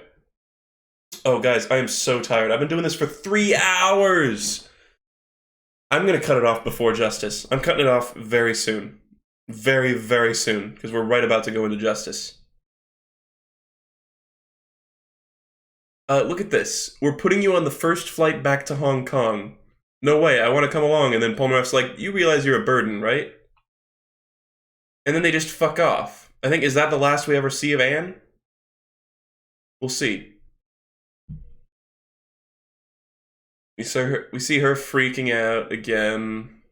See, it's like, now where did her wounds go? Are those just her liver spots, or are those like scars from the wounds? And she's like, "I'll get them myself!"